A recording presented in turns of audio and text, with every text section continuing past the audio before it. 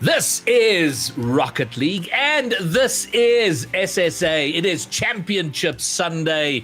We will crown a champion today. Will it be a new champion or will Limitless with Snowy be a triple crown winner? And that would make Snowy equal the world record for triple crowns, Muzz. And that would be an accomplishment if he were able to do it.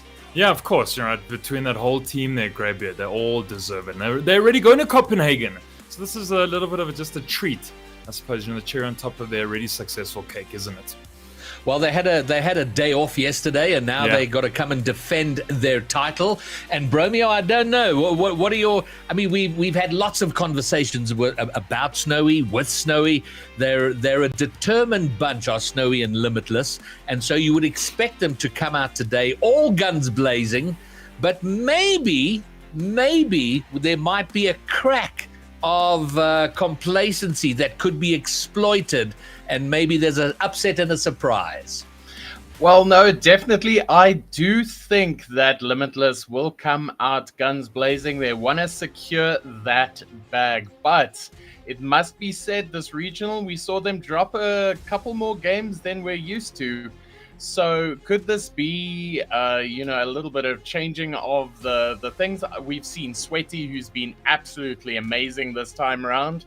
And if he carries on in his form, I think Limitless are going to be very, very, very hard to stop. All right, and I am inclined to agree with that. And before we go too much further, I think we should not be remiss in mentioning that it is the birthday today of of Bromeo here on the desk with us. So, Bromeo, a happy birthday to you. Thank you very much. I'm getting old. Thank you for reminding me. Okay, cool. Well, so we've had Swiss. 16 teams came into Friday. Well, let's not forget, it was 94 teams that started last weekend. That was whittled down to 16 who arrived on Friday. Only 7, as it happened, turned out for the quarterfinals yesterday, and now 4 teams remain. And there's the bracket, and it is a EU and SSA affair, and I think this is a good point. I would like to raise an issue of terminology, because we've referred to the non-SSA teams as import teams, and that's fair enough. But I think it's fair enough to call Next an import team, because they have flown out, have been living in Reunion for a few months now in preparation for this. And those that are playing based in EU on the high ping, perhaps a better term for them is remote players. Muzz, I don't know how you feel. I think it's a distinction to me that makes sense. Yeah. And I mean, I think we've also had these conversations. If you're going to bother to come out to SSA and play on, kind of more local servers, then good for you. You get the backing of SSA. And maybe if you're sitting very comfortably at home in your chairs and couches, then we kind of we'll call you the remote players and distance players of SSA RLCS. So. Distance players, long distance learning. All right. Well, you saw the bracket today, and the matches are going to be broadcast in a reverse order here, which is from the bottom, really. So our first match is going to be Bonjour versus Limitless, and this is a banger of a matchup, and I feel like a team on the ascendancy. They didn't have a great open qualifier number 1, a little bit better in the 2, but they've kind of haven't seemed to have found themselves. But my word, they've performed well this qualifier. I agree. Bonjour has definitely shaken off a little bit of that rust. And I've got to say it from the outset, Cam has been incredible this split. He's topping all of the charts currently in goals, assists, saves, and he's literally the only one in the top 10 saves who's still in contention, which means that he's saving the decisive goals, not the goals that are already out of their way. So I think that Cam and Skill Steel and Wilu have been playing, the best Rocket League they have so far together as a roster. And people are going to be very quick to say, well, Limitless make finals. I wouldn't be so sure.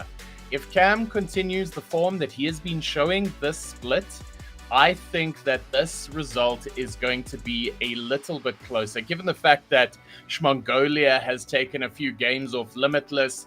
Limitless are looking a lot more human, more vulnerable than they have in a long time. And if I were Bonjour, I would definitely be fancying my chances. All right, well, I'm going to stick with you, Bromeo, for the moment, because you've highlighted Cams, and much was said about him yesterday, and deservedly so. Because when he is that guy, he's fantastic for his team, and they just look so much stronger. But if we zoom out a little bit, I mean, we have 4 teams, 12 players coming out to do battle today, and given your view of who's done what and where things are. Outside of Cams, who you've already highlighted, who are the other big performers for you over the course of this qualifier coming into Grand Final Championship Sunday? Okay, so first of all, I've got to say, Lecram on next Aquavites, he has been incredible. He has got the highest conversion ratio of any other player in the competition. He scores nearly one out of every 2 shots he takes. And look, it takes a team to accomplish that. But then you look at his teammates. Gizzo is a 3rd on the assists list. They're playing with such synergy, such what is the word? The word is that they're playing like a well-oiled machine. And a couple of other players that stand out. Sweaty, of course, he's really stepped up. He was very quiet in the 1st and 2nd. But now in the 3rd, he has come out, and I am expecting to see a lot of him today. And another call that must go out to Jono, because he has been incredible with the demos, and he's really assisted Lecram in scoring all of those goals. And the same must be said for Biochu on Astronic. He is just behind Lecram in the amount of goals he's scored.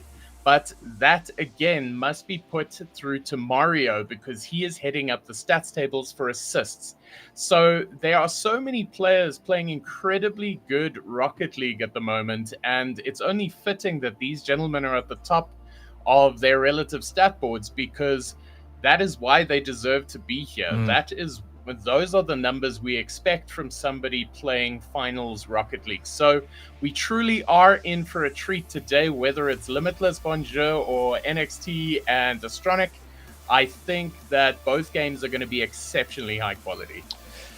All right. Well, we often make the comment that Limitless do always seem to find the gear they need in order to succeed. Even when they start off shakily, we saw the 2 initial games against Mongolia, and they managed to they do what they need to do to win. And certainly Bonjour are going to have to find a new level, a new gear in order to threaten that formidable Limitless team. So, and that is going to be our first match of the day. And there comes up the team comparison and how these look side to side.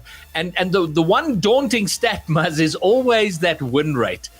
Whenever we see team comparisons with Limitless, we see Limitless at 87%, 88, 90, sometimes as high as 95%. So it's hard to escape the attention. Yeah, definitely difficult there. But, then we could take a look at Bonjour and now saves, a little bit more there. But of course, Limitless are probably not always having to make saves, being the powerhouse that they are. And even the demos there as well, incredibly close between the 2 sides. And that's the kind of workhorse attitude that we've seen Bromeo say here, is that everyone between Skillstool, Cams, and Willu are all getting on the field and putting in that work. And so it's incredibly, it's good to see. Maybe if there was any time someone was going to upset the apple cart here, it would probably be Bonjour, right? But I think that kind of linchpin is going to be Cam, right? So if Limitless find a way to get rid of Cam, whether it's through the bumps or the demos, and you can kind of pull him away from obviously the plans that Bonjour have for themselves, and that might just be able to kind of unsettle them a bit, because he's obviously been doing so incredibly well moving forward and being a defensive powerhouse. And in the South African context, or the SSA context, I mean, you look at Bonjour's stats, and they are formidable, and those stats are good enough to get through just about every team. And you would expect that from a top 4 team, top 3, arguably maybe in and around a top 2 team. But to have stats that are that good, it's tough when you're coming up against the stats you see on the other side of Limitless. Cam's Bromeo, who you have already highlighted, 1.12 goals per game is fantastic, but coming up against the 1.4 of To Die For, that's the extra gear, the extra notch, the extra burst of speed they got to find. 100%. And the one stat that they're not showing here is demos. And I think that gives a much better reflection of how Limitless is planning to play today. And Limitless averages 4 demos on average per game, right? And Sweaty is currently getting 2.5 of those. Sure. And so he is playing some incredibly hectic Rocket League at the moment. Let's not discount To Die For. He has been hitting up the top of the stats charts for score, and he is as involved as he's ever been. And so this comparison between To Die For and Wheelu, as unflattering as it reads, isn't a true reflection on how this game is going to pan out. And I honestly think it's going to come down to who wants this more. Yeah, and I wonder about the conversations that go on, because I mean, these guys know each other. I mean, Cam has been playing. Cam is a former teammate of To Die For. Cam knows, and in fact, Cam wasn't that far away from being on the Limitless team instead of Sweaty. That was a conversation that was in play. So they know these players, and they've scrimmed, they've played so often, and you almost go, what drives those conversations in terms of like, guys, how do we beat them? What are Limitless doing that we can't be better than? Muzz, and it's hard for me to describe, because we see them play, but it's not like that. Surely we can find a way to beat them.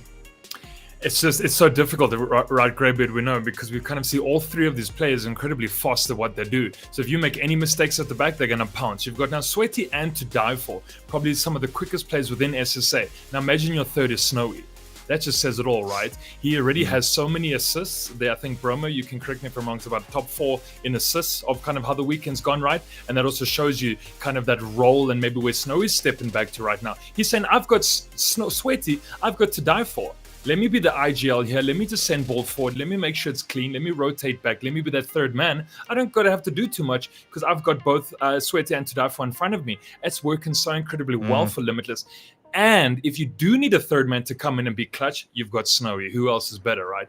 All the world of experience, basically one of the best players within SSA consistently for the last 5 years. Doesn't get better than that. All right, well, let's get into predictions, and let's start with the chat prediction. We're going to open up the chat vote now. Who takes first semi-final? Will it be Limitless? Will it be Bonjour? Hashtag LMT. Hashtag Bonj. BONJ. Who you believe will take it. And it wouldn't surprise me to see Bonjour getting the better of the vote here.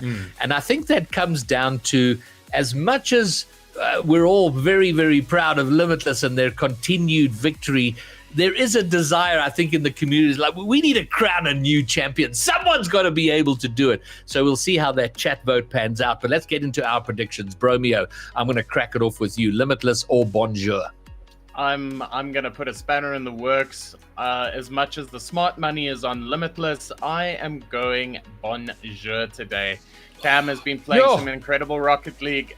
They deserve a final. All right, so the upset for the Bromeo. Muzz. Yes, Bromeo, I love the fact that you've done that, because I think we can't have just a sweep across the desk. I think it's that heart versus the brain situation here, Greybeard. I want to say Bonjour, but I need to say Limitless. It goes to Game 7. Give me Limitless, but, deep down somewhere, I think I want Bonjour. You know what I'm saying? Well, if you had both gone Limitless, I was going to go with Bonjour for that very reason. Is that I feel like today is a day. Limitless have secured the major. They're already going. They're just here for a bit of extra spending money, some jam money. So I would have gone with them. But I do think the stats say it's going to be Limitless, and we see there 72% for Limitless to win from the chat vote. I didn't think it would be as high as that, and it makes sense. That is probably really reflects who the favorite is here. But we're ready to get underway. This is Championship Sunday, the first of 2 semifinals, then a grand final. We are 3 series away from crowning our champion. And Championship Sunday in SSA has a familiar face to them. Limitless already being here, being the dominators of the region. For how long can they keep it up? They've got Bonjour nipping at the heels, your boy. Yeah, you can see already they were trying to push up and had a nice little shot on the net, but unfortunately not able to bang that thing home. And I'm going to be interested to see how this thing plays out. I think someone might need to check in on our birthday boy, though. Championship Sunday and betting against Limitless. Not sure if that's the play, but you can see they're coming here and they're playing, though. It's going to be Cam punches it home first. Not sure if that's the play. Ooh, Cam tends to disagree with you. Cheeky little double tap underneath Snowy. It's a perfect start for Bonjour, who of course are looking at the upset of all upsets in SSA. Talking about a really good start here, and then even off this kickoff, it's going to be Cam getting the control in the air. It's going to be left to die for to get the save and sends it towards the side, but not going to be able to get the clear. Actually, it's going to be Wailue going to be able to get a second touch. It's going to be a center, but no one there to drill things home. Already committed towards the rotation back. As you can see, Cam now moving the ball forward. That's going to be a pinch forward, but does go towards the corner for safety. And with that touch from Tadai to Sweaty, the passing plays coming out to try and see if they can buy themselves some space and get things set up down on the offensive side. No such luck just yet for Limitless, who are a bit stumped and surprised by that aggressive start from Bonjour. Limitless, a team that, regularly is not really looking at their opponent. They're just looking at their own playstyle and trying to make that work no matter the opponent. Sweaty certainly doing just that. Over 2, leaving the pass for the dive for. Caught Cam sneaking up just a little bit too much. Ain't no one in that net, buddy. It's all tied up at 1. All tied up. Limitless shook themselves a tiny bit, got back in the game, and are now fresh as ever. But still, Bonjour, after yet another kickoff, are pressing. Great demo from To Die For, trying to alleviate a follow-up. That was certainly going to come down the pike here from Bonjour. Wailue up high from the reunion knees, but he will not find anyone. Sweaty, on the other hand, is found by Snowy, and that shot brilliantly saved away by Cam. Beautiful save here, but the question is, can you see if you can set up offense? Because this is a very quick trip down on the other side. You can see Sweaty follow it up. Snowy going to be able to get control. It's going to be a pass off the back wall. Was looking for it to dive for. I think it came from left to right there, but unable to make the connection. Demo's going to at least buy some space, but to dive for being a nuisance up here in this corner, making sure that this rotation out is delayed, and an additional shot from Sweaty. Snowy able to get up and contest things in the 50. This is the type of pressure that we're used to seeing from Limitless, really suffocating them before they even get to midfield. Suffocating them right now is Bonjour, though. Limitless is struggling to get it out of their own half. Skill Seal rotating in. Can't get it past it to Die For. Backboard well controlled and well defended by Limitless. And now Snow with a bit of space on that left flank. Gets it past 2, gets the bump down middle. Where's Sweaty? There he is, but he is a tiny bit too slow. Skill Seal does get his car in the way. Double commit there on that one from Limitless. He's only one left and back, and you can see Sweaty ain't worried about it. Still rises up to be able to get the 50 and gets it back toward Ben. Skill Steal with the second touchdown and gonna hit the woodwork. Gonna be left in front of their net though, and Cam playing it out of the corner, looking for a center. No one there. Big clear back to midfield where Bonjour already sitting. Follow up. Gonna come in from Skill Steal. That goes just a bit wide. Just goes a bit wide, but that chance from Skill Steal, that sort of free double tap, you have to score that, especially against Limitless, where you won't get that many quality looks on target.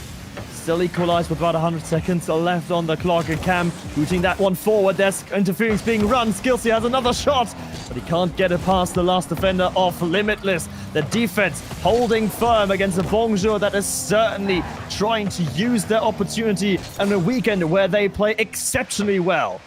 Yeah, they've been playing absolutely relentless here. You can see a bump that's going to at least try and get a little bit of additional kind of room on that front side. Everyone else been able to get back that boost and get ready to move forward into the zone. Over on the Limitless side, though, they're just now kind of getting some big pads. They're going to be getting out of their zone with Tadai For in the air. Passing down to Snowy, who's going to garner the control off the sidewall.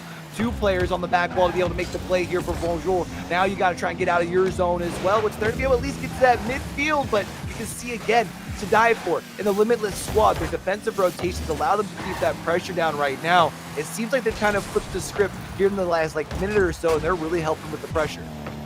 It's really helping them, but still, although they do keep the ball deep in the opposing half, it's not that they can get too much anger and too much threat on that orange net just yet. There's a demo from Snowy. It's going to make things awkward for the defense. Snowy again pass to where Sweaty comes in a tiny bit late again, just peppering the backboard time and time again, but no one from Limitless in a position to follow up quickly and efficiently. No dangerous shot at the Bonjour net. It's the final 20 seconds here in game number 1. The pressure's been down here on this Bonjour side, and they're going to be able to get the release valve down the opposite way. Was an opportunity for a shot, but gets sent aside from Limitless, trying to get out of their zone here in the final 10 seconds. 5 seconds left of the clock. Is Cam going to be able to rise up and at least meet with a little resistance? Pass over to die for. That's a miss. Ball touches down, and we're going overtime in game number 1. Our first game of the day, setting the standard of Championship Sunday with an overtime. Already high pressure situation coming down for both Bonjour and Limitless, and now Skillstealer tries to shoot the shot past Snowy, but the veteran will not leave that one to go through. Instead, trying to turn it around immediately with his own counterattack. Limitless caught a bit on the back foot here at the start of the OT. Not able to get much going here, but they also haven't really allowed much as far as them getting into the zone in their own right down on that Bonjour side. Nice play from Snowy. Wait, did that go off a hood here from Bonjour? Let's watch off the replay. I think you can see coming up here from Sweaty passing down. No, that's actually just right off the side, and Reluz puts it into his own net. Not like this. Unfortunate scenes. Willu just pushed up a tiny bit too far, didn't get back in time, and although Snow was credited with the goal in the end, very much an own goal to settle affairs, but in a game 1Q that has been exceptionally close, where Bonjour, they came out swinging.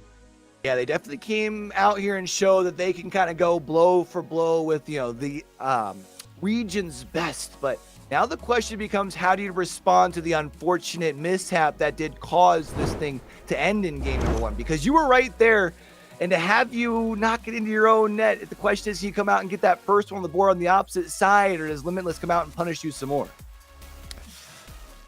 Well, that punishment from Limitless is sort of, sometimes it feels like that's not something that you have direct, really anything to say over. It's just coming down the pike whether you want to or not. The question is, can Bonjour delay that punishment enough? And honestly, in this opening phase of game 1, they have delayed that punishment. They were really strong, and they had good looks in regulation as well to make it 2-1 in their favor. I remember Skillseed's double tap where he just had oodles and oodles of time, maybe even a bit too much time. That's something, that composure, definitely something that Bonjour has to work on going forward in game 2. Let's see if Bonjour can get themselves a nice little bounce back in game number 2 here. Already back out on the pitch. Our players ready to go. Looks like Limitless going to be able to get the control up off the kickoff. Going to be Snowy looking for a pass across to the die for. Not going to be able to make the connection. And this is going to be an opportunity for Bonjour to flip the field. But Sweaty doing a good job jumping in, taking the cookies, and now going the opposite way with it here, Mox. Going the opposite way. Skills here looking for a demo. Not able to find one, but to die for's shot. Not dangerous anyway for the Bonjour defenders. Trying to neutralize the game once more, trying to establish some control. There's a bump onto die for, nearly resulting in a goal. Cam only shooting at Snowy and not past him. Skillstealer here, going to push the ball up for Bonjour. Now going to probably look for a bump, but not going to be able to find it. It's going to be Snowy. Now clearing the ball the opposite way. Relo's going to be the last one back. You saw Snowy was trying to find a bump down there on that goal line to buy some spaces. The ball now going to come back into that defensive end here for Limitless to die for. Pushing this thing up towards the midfield line. Couple touches, but the ball is still going forward for Limitless, which allows Snowy to get the possession here. But you see rising up to the skies is Cam, and able to shut that down quick. Cam shuts it down in the first instant, but second ball still coming around. Still, Cam stands as the fortress in the back for Bonjour. Snowy keeping on the pressure, so is Sweaty. Going down with Willu. Already there on the backboard, crucially gets a second touch there. Bar Snowy, now it's a 1v1. Willu versus to die for. Can Willu get the flick? No, he cannot to die for. He comes forward, he closes the angle. Talk about closing angles. Here's Cam closing in on this one again. If you would have gotten that third touch closer off of that to die for hood, you could have been potentially looking for someone there in the middle. But you can see, doing a good job on these 50s, keeping the ball down here, rising up his Cam one touch. Sweaty going to be able to get a big old clear. Everyone forward for Bonjour. Gotta wonder if you can get this second touch, but Weelu, good job on the clear. Big booming touches from side to side, but is Bonjour able to push on in, able to get this one here from Cam, but now going to actually see Snowy rising up. Second touch, possibly looking for a pass. Cam can't be there, but the defense on either side really not letting either offense get anything going. Defense is very stable at the moment, and it's going to take something spectacular to get it past and into the net to dive for. Diving to get that out of the corner. Snowy going across there a bit too eagerly, nearly punished for it, but in the end, shot not powerful enough. And still with zero boost, Snowy just drives forward, relentlessly pushing that ball downfield, buying space and time for his teammates to get back, get boost, and get into position. Great work by Snowy. With zero boost, he doesn't need any. Yeah, didn't need any there, but we did see starting to run low on the opposite side. We do see a big old demo here, which creates all the space in the world. You see Weelu going to come across there. It's going to be skill steal with no one in the net to even try and make an attempt at it. And Bonjour going to be on the board first. Bonjour on the board first, and we do have a tiny little pause here, but it doesn't matter, of course. Whew. 1 goal scored in favor of Bonjour with that demolition as well, and then I think it was Cam disconnecting or just having to leave the match or for some reason. We'll try to get it resolved shortly. But Q, out of the first 1.5 games, did this series meet your expectations thus far? So I'll be honest, I figured if this was going to be close, I figured it was going to be off of the fact that Bonjour was going to be able to keep up with the pace from Limitless on the scoreboard, and the fact that we were going to be seeing a high-scoring festivity. But instead, it's been the defenses on either side that's really have stepped up, and I think that's probably what I would say has surprised me the most. How about you, Mark? I feel like the defenses being as stable as they are is a bit surprising. Not so much for Limitless, but more for Bonjour, who really didn't have that sort of stability in the prior 2 regionals. So to see them having it figured out basically is giving me hope that the other teams are slowly but surely trying to catch up and catching up to Limitless in those new formations, in those new rosters. I am still surprised that Bonjour is able to make it this close, because the level of gameplay is quite fast, right? Where this is usually Limitless's standard, and Bonjour's like, yeah, okay, we can play at that too. We don't care. Yeah, usually you kind of see, like, I feel like we've kind of seen from Mongolia when they find their success against Limitless. It's not so much about trying to match the pace, but finding the holes on the opposition, whereas Bonjour here is just like, you know what, we'll play at your pace and we'll even try and see if we can beat it. And I mean, in game 2 so far, they find themselves a success. They're up by 1, and they're playing with them in game number 1. So let's get back to it. We've got all 6 players in. We got to find ourselves who's moving on to the championship. Gotta find out. That goal, of course, is standing, as it was a Bonjour player having to deal with a disconnect. So still 1-0 in the favor of Bonjour. Might be a second one. Skill steal. Not able to reach Weelu's pass just about here. Snowy able to get the ball away from danger. But he's doing a good job with that contest, even a second time, being a nuisance around that midfield, but a bump from Weelu is going to get some extra space for Bonjour. I think it was even a second bump in the back of the nest. I mean, just really being a bully all the way down the field. One bump, and then second one on to dive for his Cam, just going to be able to punch that in. I mean, just bully boying the opposition from one side of the field to the other. Weelu is not having any further opposition to any goal-scoring opportunities for Bonjour. And to die for has felt his wrath, and now the wrath has been felt by Snowy. Bonjour pulling out all the stops. Hi, hello, how you doing? Bonjour is shown up here to play, and again, it's the demolitions, the aggression that is really allowing them to disrupt this back line here of Limitless. Now up by 3 with just 1:25 left to play. And suddenly a 1-goal deficit rises and grows to 3-1, but Snowy's gonna make sure, or at least he tried to make sure, that it's gonna be reduced Ceiling shot defended on the goal line by Willu. But Sweaty is going to have another look at target skills, darting up high to his level and meeting him confidently. Pass up the Snowy, wide open net, and that's too easy. That's a thing of beauty as well. We see the big old pass here from the dive for up the field. Nobody in the net. That's just so, looks so beautiful. No one left in the net. A backflip there on the ground as well. And there comes the fight back from Limitless. This is going to be enough though. Willu with the carry. And Willu with the goal. 3-goal lead reinstated. You can see Willu here said, no, for real. We want this 3-goal lead in game number 2. I see your goal. Respondia and Razia won here. 4-1 for Bonjour in game number 2, trying to make a statement heading towards rubber match. Certainly trying to say to Limitless, look, you've been able to avoid us the entire split basically, but you can't avoid us no more. We have been waiting and preparing for this matchup. We can see the preparation paying off for Bonjour. It's heroic goal line stops and then counters that are played to perfection. And they are just, putting together the perfect game plan here. This is a couple of times that we've seen just no opposition being able to be met by Limitless by a perfectly timed counter.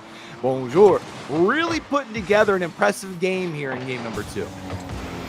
And it's another bump, again on the counterattack from Willu to open up, to get Snowy away from the ball, and to open up the space for his team. As the Reunionese on the sides of Bonjour are certainly going to do a lot of work here in game 2 to get a Bonjour that victory, to get a Bonjour all square in this series. See those last couple seconds going to come up off the clock, and it's official. Bonjour going to tie things up. But you know, Mock, there's 2 things that are usually pretty usual in the SSA region. It's Limitless dominating, and then when you do catch Limitless off guard, that sometimes awakens the beast here. So 5-1 for Bonjour. You see a lot of on that scoreboard, a lot of those bars in favor of Bonjour. The thing I'm going to be looking for is the response from Limitless here in game number 3. Well, the bear has certainly been poked, hasn't it? With that sort of performance from Bonjour, especially Willu. It's just, this game really was all about Willu. 64 ball touches, more than anyone else, more than about 66% more than both his teammates combined. It was on the ball and off the ball, pretty much the Willu show that opened the way. And considering that on the desk, the guys talked a lot about Cam being that, one player that has a really, really hot weekend. It's great to see the entire team of Bonjour stepping up to his level. I love seeing the teamwork making the dream work. I think the big thing that I really love seeing, there aren't very many teams in this region that will come out here and really be willing to punch Limitless in the mouth. We saw time and time again on those replays, whether it's the bumps, the demos, saying that, hey, we're here to play. We aren't worried about the big bad wolf of SSA. We're here to try and go toe-to-toe with you. And there's no fear of failure. There's no fear, or there's nothing of being scared here for Bonjour. And that's exactly how you have to play against someone that has been that dominant as Limitless have been. You just have to show that supreme confidence. You can't fail. You can only win. And Bonjour showing this exact mentality. Dive forward here, going to send things deep into the Bonjour territory, allowing Cam to get things in the corner after this squad rotates back. It's going to be a bump from Sweaty, a contest here as well from the dive forward, sends this thing pretty well straight across the midfield line. And again, it's the response from Limitless that I'm looking for, but Bonjour taking it right to him here early, spending a lot of time down here on this blue half of the pitch in the first opening 30 seconds. Shot though from Snowy, going a bit right over the defender, and it's Limitless on the board first. Limitless for the first time scored the opening goal, and it's a bit too passive here on the rotation back from Bonjour. There was an attempt at a bump on Snowy that didn't connect, and then Skillseal just a deer in the headlights on the goal line. If Snowy plays that shot anywhere past him, he's not going to get to it, and Snowy just did exactly that. Limitless up by 1 and maybe up by 2 to die for looking in the center, finding his mate Snowy, and the longest standing SSA duo show their chemistry. And of course, naturally, as much as I talk about Bonjour being able to start setting up and showing things to Limitless here in game number 3, it's them not only finding the 1, but then off the kickoff, able to make sure Bonjour does not get out of their defensive half, and then finding a second. Finding a second. Limitless, well, you said it. It's one thing beating Limitless in a game, but another thing beating them when the beast has been awakened, and it certainly seems that their coach Noxus found the right words in between game 2 and game 3, because this start has been nothing else but explosive for Limitless. Now here's going to be the dive. We're able to get out of the zone. We saw them able to avoid a close one, though. That demo almost bought the space for the shot down on the opposite side. Cam now going to try and see if they can get things set up, but the dive for sitting all the way back on that rotation, able to keep things going forward. Skill steal, 1 touch. Second touch going to be a center across, looking for Cam on the shot, not going to be able to connect. However, a second shot going to come in from Weelu. That's going to get saved. You can see sending their body up in the air as Cam looking for a potential pass to the middle, but Snowy stepping up big on defense. Big opportunity for a counter here, but you can see garnered by Bonjour. Snowy stepping up big here, defensively, especially in this series. But now Weelu is on demo hunt again. He doesn't need to connect. Cam, though, immediately is hunted from behind. Sweaty in the end, getting the interception. No halving of the deficit here for Bonjour. Instead, they have to be careful. Snowy with the carry to die for, taking control of the ball in midfield, just having a cheeky lob at target. It's going to easily defend it away. Still, the pressure remains for Limitless. See, back into the Limitless territory, but only briefly, as it's going to be Snowy looking for a shot. Double commit on the save. Can you possibly make him pay? No, a second save comes in here as well. It's going to send things deep. Back into that Limitless territory. Cam going to push up, shot on the target. Snowy sends it aside, and it's going to be even still one more time. Playing aggressive here. Going to be trying to Mr. Steal your girl, trying to see if they can get the steal, but at least keeps the pressure down for Bonjour. Snowy looking to try and get the clear here. You got to find somewhere to get the pressure valve released, and they at least get it to midfield. At least get it to midfield, but in midfield already Bonjour is right and tested, and they are waiting, and once more they are looking for those bumps on the goal line. No connection here, otherwise that would have been the first goal of Bonjour. And now Cam looking down, a 2v1, but dealing with it beautifully. Faking, big shot here. They're going to be from Cam coming on in, and big old save sent aside, but still Bonjour off the response here, past the skill steal, bang, and they cut this lead in half. Cutting the lead in half. Cam looking for to die for a net, but in the end he didn't need to, because Skill Steal is the quickest man on the pitch. And about 100 seconds to go, only 1 goal in it.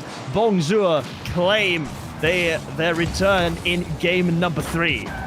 All left the Sweaty here off that demo, able to get the save, but not much in the tank to be able to get things out of here, which allows Skill Steal to be able to get the 1. Second touch, looking for the pass and the opportunity, but a big old clear coming in from Limitless. That allows them to kind of regain the control as far as on their boost, get things back into the tank. As you can see, moving back forward here is Bonjour. Shot from Cam to die for, rising up. Everybody in the air, if you might be able to get here as Weelu, looking for a pass to Cam, and that's gonna find the back of the net, and Bonjour ties things up in 2. Bonjour ties things up, and Bonjour always looking for the infield pass. Don't go for a shot if you don't have the angle certain. And that infield pass, once more, great execution on the side of Bonjour, and great calmness in the face of having to come back a 2-goal deficit against Limitless. 70 seconds left on the clock now, 65 here. Who's going to be able to strike gold next? It feels like if you might be able to get it done before that 60 seconds expires. I think there's only time for 1 here. Shot opportunity coming across from Cam. That's going to be a save from Sweaty. Now looking for a big old clear to die for. He's going to try and chase that down, but Weelu able to get the touch back towards the midfield sort of area, but up high is Sweaty looking for the opportunity. Not going to be able to keep control.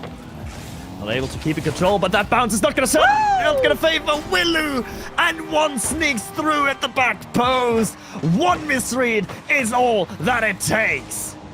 You can see everyone there. No one able to get a nose on it. Touches just off. Weelu, the 1 misread, and Limitless back in the lead. 38 seconds for Bonjour to try and tie things back up. 38 seconds and a good kickoff. Cam already skybound. Cam looking for the demo to die for is gone. But Sweaty is still on the ground and gets the ball out of Limitless's own half. Snowy to continue their efforts forward. No pass option. Has to go for the Doomsday Dish. Gets it past one. But Willu is too thick. He cannot be bullied away. Hey, yo, Skillsteel now going to be moving up here back towards that midfield line and going to just try and see one last opportunity. You can't let this thing get out of your zone. You've only got the 6 seconds left. But Snowy with the play, taking the cookies. No one there. If you can try and punch this home, one for the road. Instead, the ball falls just short on the goal line, and Limitless take game number 3. A comeback was attempted by Bonjour, but in the end, thwarted by Snowy and Limitless. 3-2 in a titanic fight of Game 3, and in a series that is already one of the best we've seen this entire split. Both teams coming to play. An absolute banger here. Even though Limitless might have already secured their spots, Bonjour wants to prove a point and obviously secure themselves some more points here. They've gone blow for blow, but unfortunately through games they do stand down 1-2. But with as close as things have been, and we saw that scoreboard out shooting their opposition, it feels like they're right there here, Mark. They certainly are. I mean, it was, if my maths is correct, about 13 shots to 7 in favor of Bonjour. Just the clinicality at the end, missing a tiny bit from Bonjour. Yeah. They've tried again with the demolitions. They tried again with the bump plays. The problem with that strategy is we've seen sort of its success and its downfall. Its success in Game 2 and a bit of its downfall in Game 3, where it's so high risk. Right? High risk, high reward. But if you don't get that bump, suddenly now 2 players from you are out of position. Limitless certainly knows how to punish that. Limitless going to win the kickoff here. Looking for a quick opportunity is to die for. Trying to see if they can flip the pitch and flip the script here as we Lou. Looking for a look on up. Skillsteel going to be able to turn around, punch that thing home. And it's only 11 seconds into game number 4. And Bonjour going to be up. Unlucky from Sweaty. That touch to his own back line. Certainly not what he would have wanted. Skillsteel just going to chaperone it in for an early lead. And sometimes you just don't need a demo. Sometimes just one touch that goes awry is all that it needs. Cam way too passive, and Cam's passiveness allows Snowy's equalizer. Oh man, this thing bounces once. I thought maybe might have had someone turn around and get this thing knocked out, but enough momentum behind it from Snowy. Bar down not once, but I think twice. And the equalizer comes just as quick as they fell in the deficit. I feel like Cam has read Graybeard's shirt, which says namaste out of it. Because it seems like he just really didn't want to challenge that in the midfield at all. He unfortunately kind of paid the piper for it there. And it's going to be Skillsteel here, though. The double tap, punching it home. Back for Bonjour, back in the lead here in game number 4. Ooh. Sometimes you just need a little bit of game luck to go your way, and I feel like the opening 30 seconds showing that for Bonjour. One accidental assist by Sweaty, fortuitous double tap for Skillsy with the opponent, with Snowy. Yeah, sometimes things just go your way, and that's also, if you want to beat Limitless, that's one of the things that you need, that you have nothing you can't go without. You can't beat Limitless without some things going your way. But can Bonjour grasp the opportunity, grasp the full extent of this opportunity? Snowy and Sweaty clamping down on midfield, but there is Cam already to keep up the pressure. Limitless scrambling back.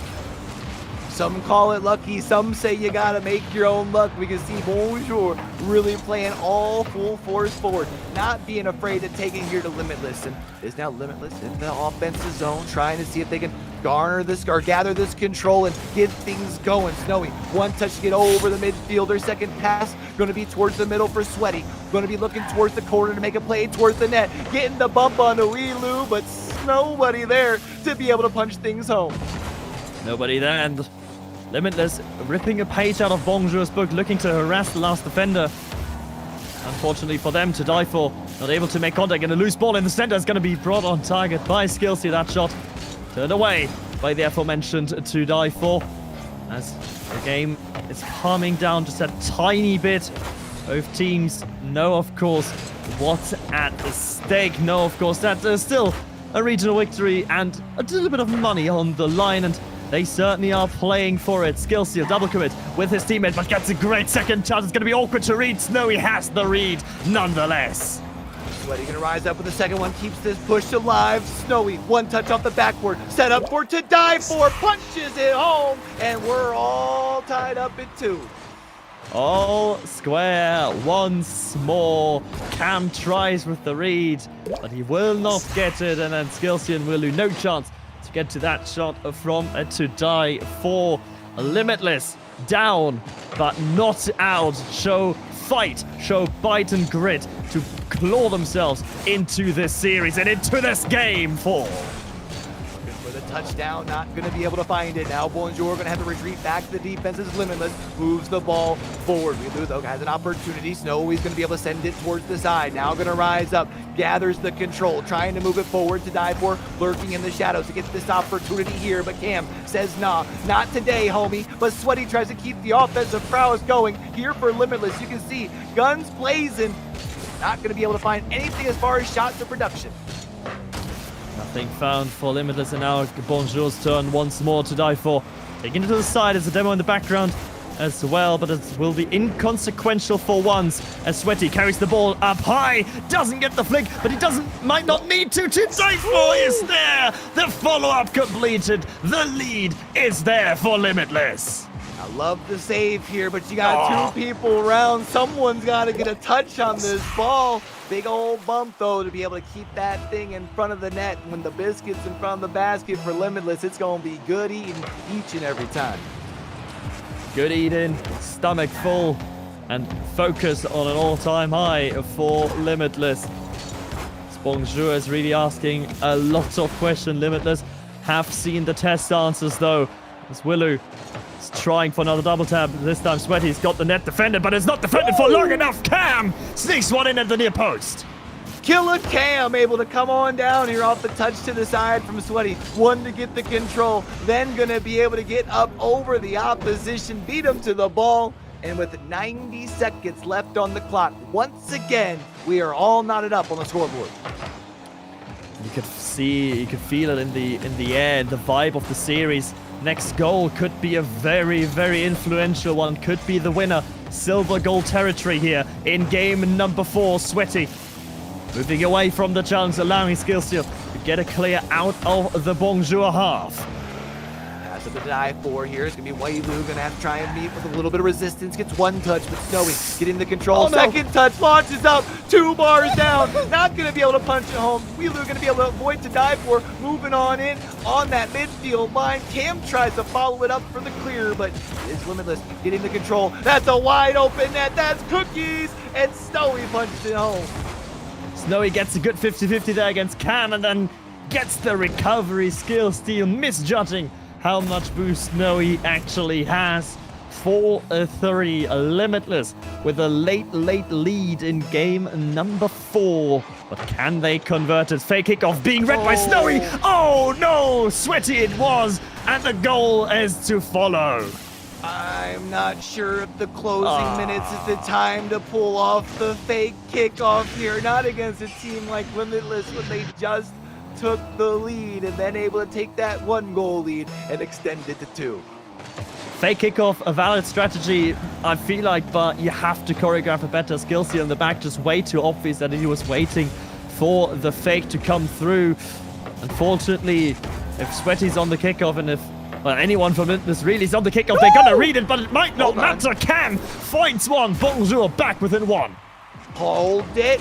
Hold the line. 33 seconds here, and Bonjour gonna be able to close this thing down to 1. You can see able to sneak that thing just by the backside of the defender, and you don't even need a kickoff miracle right now. There is plenty of time to find an equalizer. Plenty of time, and they're certainly trying to keep the ball within their own lines. That back pass not working out. Willu having to stretch, but stretch indeed he did. for Snowy's shot. 20 seconds to remain. Limitless just have to keep the ball high and away from Bonjour, and Snowy's doing exactly that. That's already half the time evaporated for Bonjour to die for. Not able to put in the dagger. Now they're going to try and go flip this field. Snowy doing a good job of pushing up. Keeps the ball down on this half. Zeros on the clock. You got to keep this ball in the air if you're Bonjour. Otherwise, you got Limitless taking their third game of the first 4 and moving themselves onto series point. Series point for Limitless that is pushed once more, but is also able to find once more that higher gear, that higher plane of existence, where they are not making no mistakes, but they're just making less mistakes than their opponents. And I also want to point out too, this time around a lot closer. I mean, we saw where Bonjour was kind of, pushing up the shot counter kind of compared to Limitless there. Limitless kind of able to meet them at that number there, a little bit more in favor of Limitless on that last time around. And now that it's 3-1, this is going to be where Bonjour opts to take their timeout. I always love to see the teams take the timeout. I just sometimes often think that that third loss is maybe a little bit too late to be trying to pump the brakes. The problem is, if with the series going the way it is, when should they take the timeout otherwise, right? It's about the timeout, it's about the timing that is really difficult to gauge whether or not to take it immediately after a 2-1 down, because a 2-1 deficit isn't too bad, but you sort of know you need to win that game for. It's a difficult position to call the timeout, but now certainly is the right time. Now the question becomes, if you were in the Bonjour kind of meeting right now in timeout, what do you feel is the strategy, kind of looking at how this series is broken down so far? Because it definitely feels like Bonjour's close, right? What do they got to do to kind of push themselves over that edge? Well, it's a difficult one, that, because I feel like they're doing all the fundamentals correctly, right? Everything's in place. They are playing up to Limitless's speed. They're making Limitless awkward in defense with all their bumps and with their demos. They are sometimes maybe trying to play a bit too quickly, but I feel like that's a risk they're willing to take, and that's a risk I'm okay with as a neutral observer as well. I would just say it's that when you go forward, you have to make sure that your line of defense, that third man, is always in a position to put in a challenge or to delay as much as both the teammates need to rotate back. I think the one thing that I do like seeing from Bonjour thus far, even in a 1-3 deficit, often when we see teams try and pump the pace and kind of keep up with Limitless, it feels like if they're able to play with that speed, they aren't able to necessarily play with control. And it does feel like Bonjour at times have been able to have very much control of the pace of the game. Again, it's going to be tough. What's the changes that got to be made here? But let's get into it. Let's see if they can force a game number 6. Well, what's the changes? That's the problem for Bonjour. Darius, their coach, certainly has got a lot to analyze here in this series. And Bonjour already trying to come off the gate, out of the gates hot, and come out swinging once again. Sweaty, though, for Limitless there as a cherry picker to die for, following this ball himself. Cam has to wait and wait, but he does wait, and he does get a clean touch over a few players of Limitless. This, though, eventually going to be able to go get this control to die for up in the air, going coast to coast, but it's Weiloo able to get the save. Sweaty makes sure that this ball doesn't get really outside of the offensive third here for Limitless. You can see playing aggressive and far up forward is Limitless squad, but that means Bonjour has an opportunity to be able to find themselves a counterattack, but thus far in the series, it seems like most of their counters kind of been those long booming clears and trying to chase it down. I feel like you got to try and find some way to get the control out of your zone. They're certainly trying to boom it, and once more, it's a big clanging clear from Weiloo. Trying to get a position now is Bonjour, but once more to die for. Breaking through that left flank. Snow is making it a bit awkward for Sweaty, allowing Bonjour to move up the field, but not for too long. Limitless currently got great pitch control all the time. The positioning just allows them to always have one challenge in them. Weiloo's going to touch up, pass to Cam. That's going to be a fake, which leaves it right back off for Weiloo. Going to be able to punch it in, and Bonjour going to be on the board first here in game number 5. That's a great fake from Cam to die for. Has to respect the touch. He has to wait and get in goal. And once he decided for the in and out save, that's when Willu comes back. And that's when Willu will strike. Bonjour find yet another opening goal here in this series. Can they convert it this time? Gotta find some way to keep this lead going. Gotta find some way to wake up the defense, but it's gonna be, oh, it's actually not gonna be a goal here. Skill steal from left to right out of nowhere like an RKO, able to come in with the save. And that's the one thing that I said in between the games. Third man has just to make sure to buy enough time, and Cam slowing down the play just enough for Skill Steal to swoop in on the goal line. That's the minute details that need to go right for Bonjour. And big old boom. Clear down towards the opposition's corner. Willu up in the sky here around the midfield line, able to get up towards Sweaty over one, and Cam able to get this control in the corner. Not going to be able to field it though, and gives things off to Snowy. Passes it off to the dive for, trying to get past this midfield line, and you can see the Bonjour defense doing a really good job slowing down this attack, but they haven't been able to stop it as Snowy has the shot down, and that's an angle that you love to see as Limitless ties things up.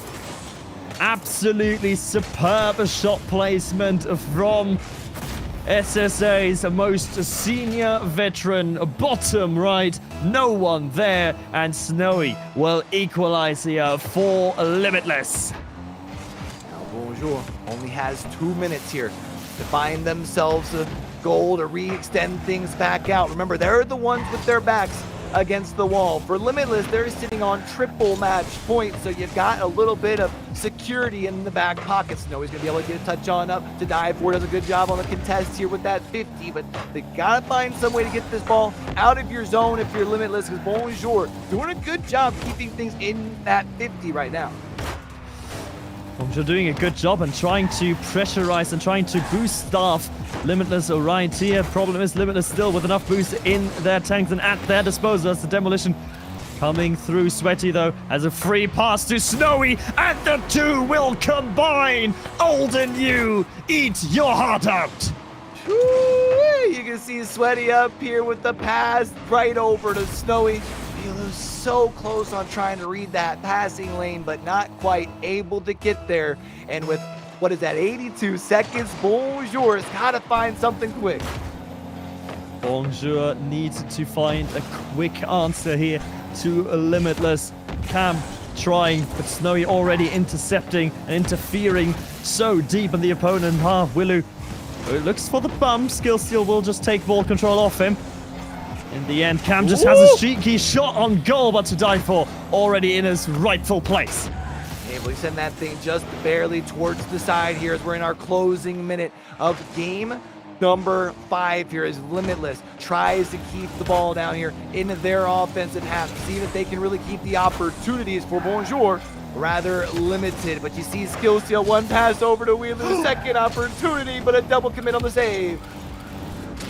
Double commit on the save is going to open up space, as is that demolition. Sweaty in the air. Snowy already outbound to meet Willu's shot. Skill Steal doesn't have the angle. It's a bit flailing now from Limitless. They're all on low boost. Can Bonjour use this? Looking for the pass. The pass is not accurate enough still though. Bonjour press forward. Cam has another opportunity. Sweaty reaches up to the skies and gets one save. You have 12 seconds here if you are Bonjour. This opportunity and maybe one more as long as the ball does not get past the midfield line. Cam gonna try and get the control. Leaves it off to Willu. Good job with the 50. Moving things back. And it's the control for Limitless. Ball touches the ground. And Limitless move to that grand finals once more. Limitless book yet another ticket in yet another grand finals. Will they make it a 3-4-3? Bonjour, but certainly they gave them a run for their money. Not just 3 for 3, but let's not forget that they were able to have the perfect split last time around as far as those regionals. So going potentially just one series away from having 6 championships, 6 first place finishes in a row. This Limitless squad looks so amazing. Bonjour definitely was able to test them at times, but it was in the end Limitless once again proving why they're the best in the region.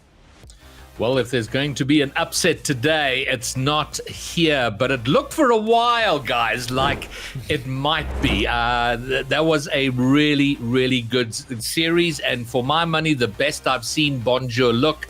The last time I saw them look this good was during the off-season Rumble tournament when Guns was still on the roster. They just look so solid and definite candidates for top 2 team in the region. And then when Skill Steel came on, they weren't quite there. They've taken a long time, and I just hope Machtfish in the roster mania of between splits, I want this roster to stay together because I just feel like they can bring fire next split.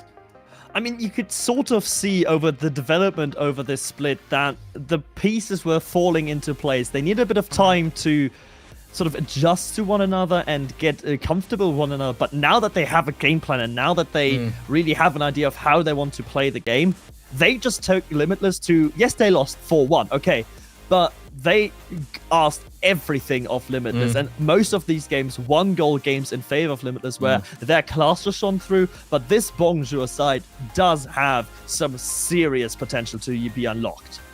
One of Limitless have great stamina, and the problem with playing against Limitless is you need stamina yourself, because you can't just have a good game or a good section of a couple of games. You kind of got to be good all the time, and the second game was a good example of that because Bonjour were fantastic. Wheelu in particular, I mean, he lost his mind in that game. He was everywhere in terms of his goal scoring, his defensive work, his reading of the plays, but we need that for we need it for 7 games in a row, or a good portion of them. Yeah, I mean, this is kind of what we've seen from Limitless over the events in history, really.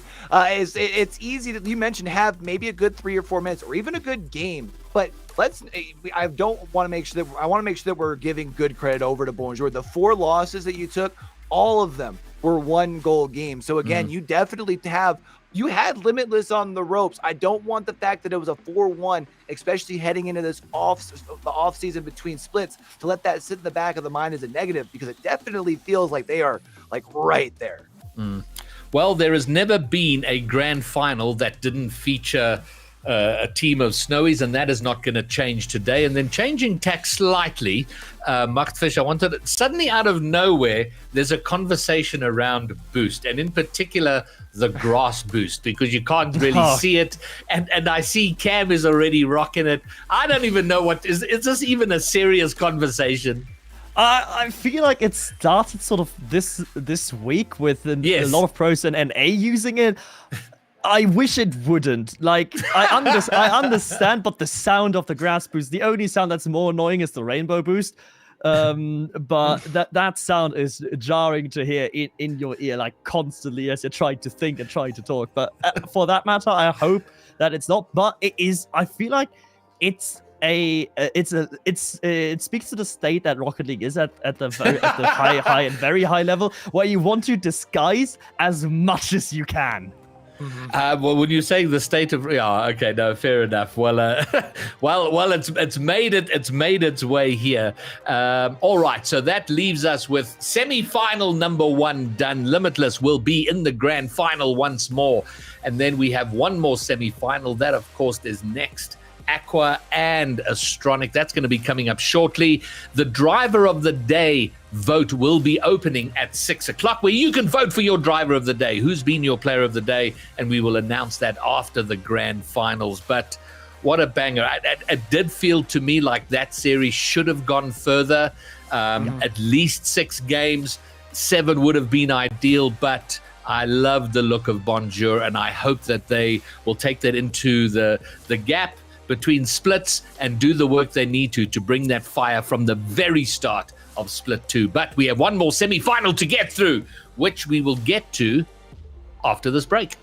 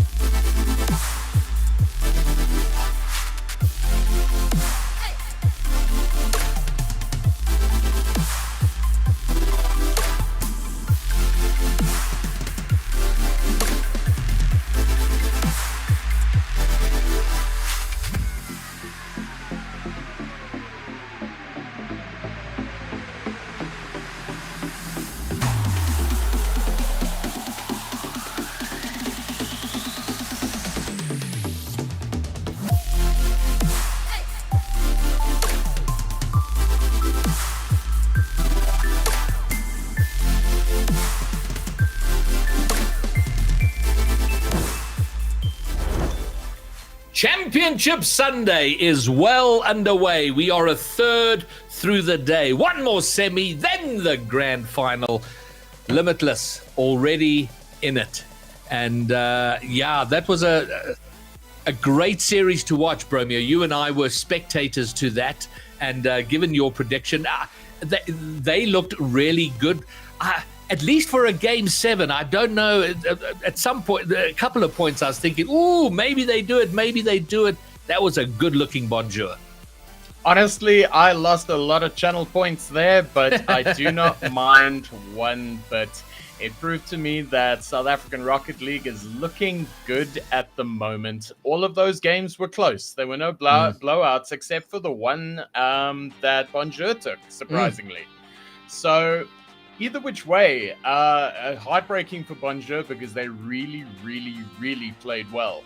But again, it just shows the class of that Limitless outfit to close out the important games. And kudos to them. Well, that's the frustrating thing, Q. I mean, we spoke about it in the pre-desk before the game that Limitless find a way to winning. They're just in the habit of winning, and they find a way. They find a way to make it happen.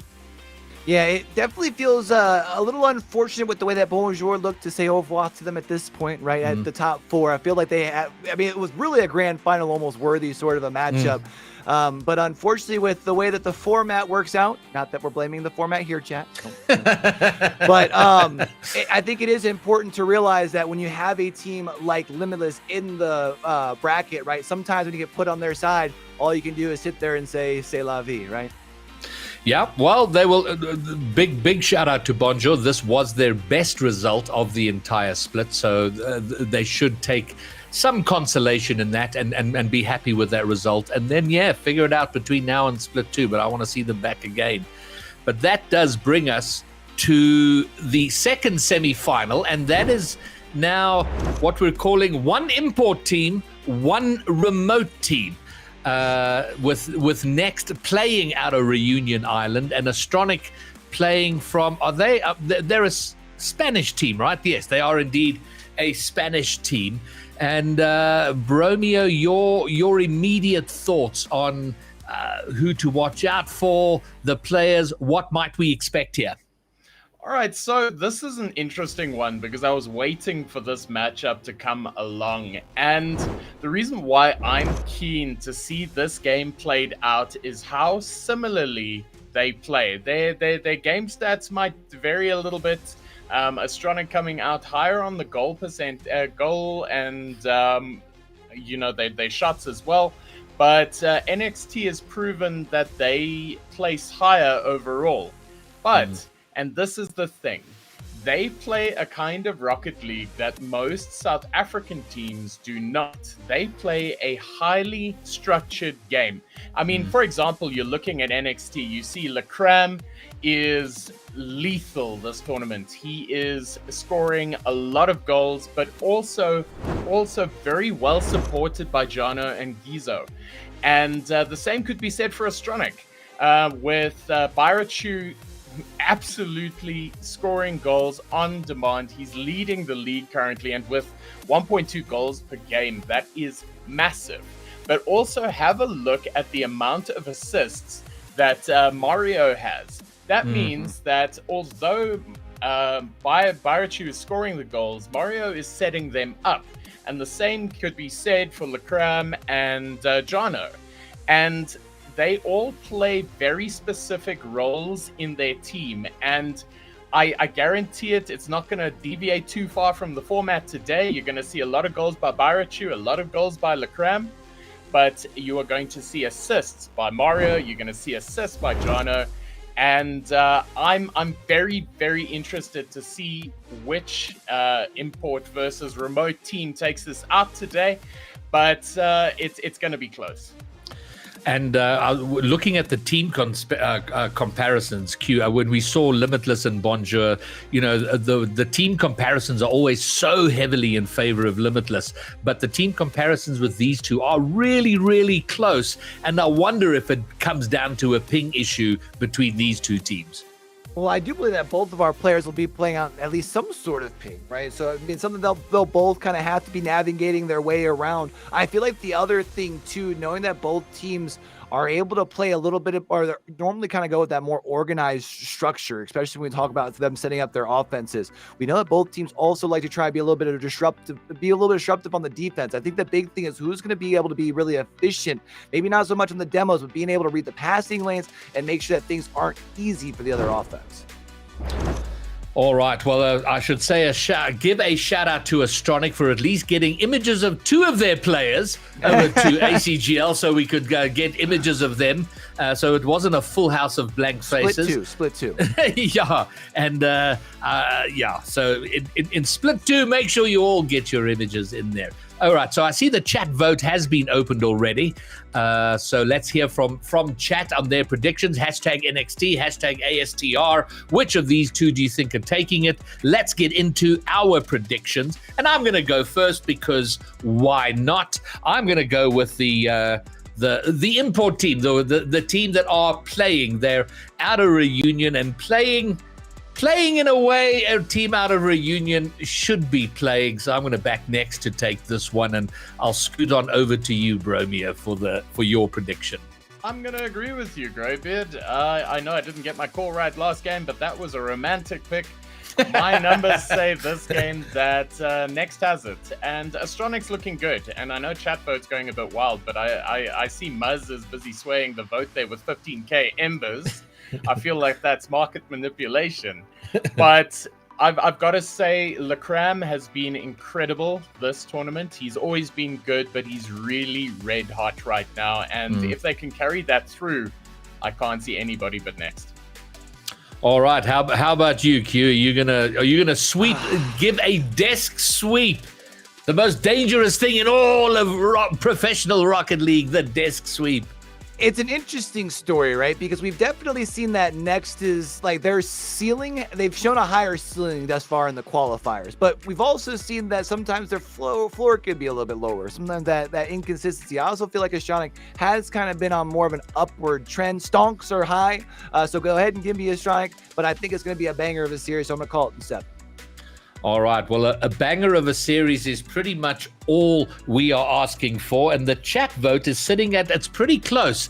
The most common vote, the winning vote yesterday was 54%. Yep. And I see we're bang on 54% for Next Aqua, 46% for Astronic. So, that's okay. It's now 52-48. So it's pretty close, but a slight finger on the scale for the Next team, and this is as far as Next have gotten. They've had one top 4 finish, the highest it's been for Astronic.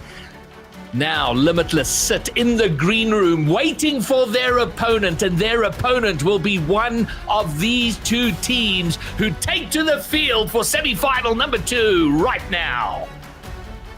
The first shot at the grand finals awaits NXT and Astronic in a head-to-head matchup that's had yet to occur. The Dutch of NXT play from Union Island, while the Spaniards of Astronic carry momentum from miles away. Buzz, it's time to get on with who meets Limitless in the grand finals. Yeah, Parajay, well, I all think we came for the telenovela. We're staying for the Rocket League, and that's exactly what we've witnessed here in this playoff weekend so far. So I think it's going to be a goodie. Oh, it's gotta be 2 teams that have fought their way to this seat right here of the top 4. NXT, it's gonna be their first showing here, but for the other side of Astronic, I mean, they battled their way here.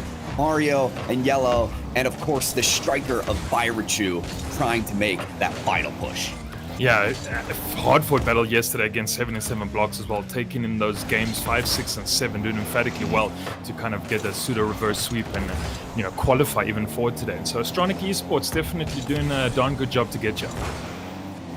One good job, and there's Yarno with a long clear. We can speak even more about this NXT Aqua team, but how about speaking of the moment that's occurred here? Mario has to jump up, leap for the save, but they're away from the play here. Yarno, the save to start the possession and the finishing factor as well.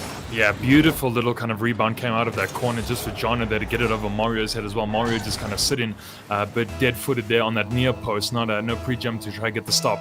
So NXT up by 1, yeah, Pyrogen. I think we've heard a lot about Lecrum in those pre-chats, but of course Jono and Gizu as well. Both accomplished players are able to stamp their authority on the series. Yeah, Lecrum instrumental in the victories of NXT. To be completely honest, my eyes are on Yarno. This attack by NXT is led by that player in the disruption plays, the boost steals, and of course, the bumps and the demolitions. I saw multiple goals, Muzz, yesterday off of double demolitions from Yarno. This player is a menace, and Astronic must keep their eyes out for him. Yeah, especially, Astronic yesterday going all the way through deep in that series just to beat that 77 blocks as well. So we do see NXT kind of hopefully keeping the foot down on the pedal the whole way through. They can obviously pip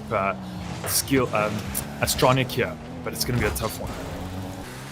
It's going to be tough. Mario has this play from the ceiling, which sends multiple cars skyward. The Crump Hat.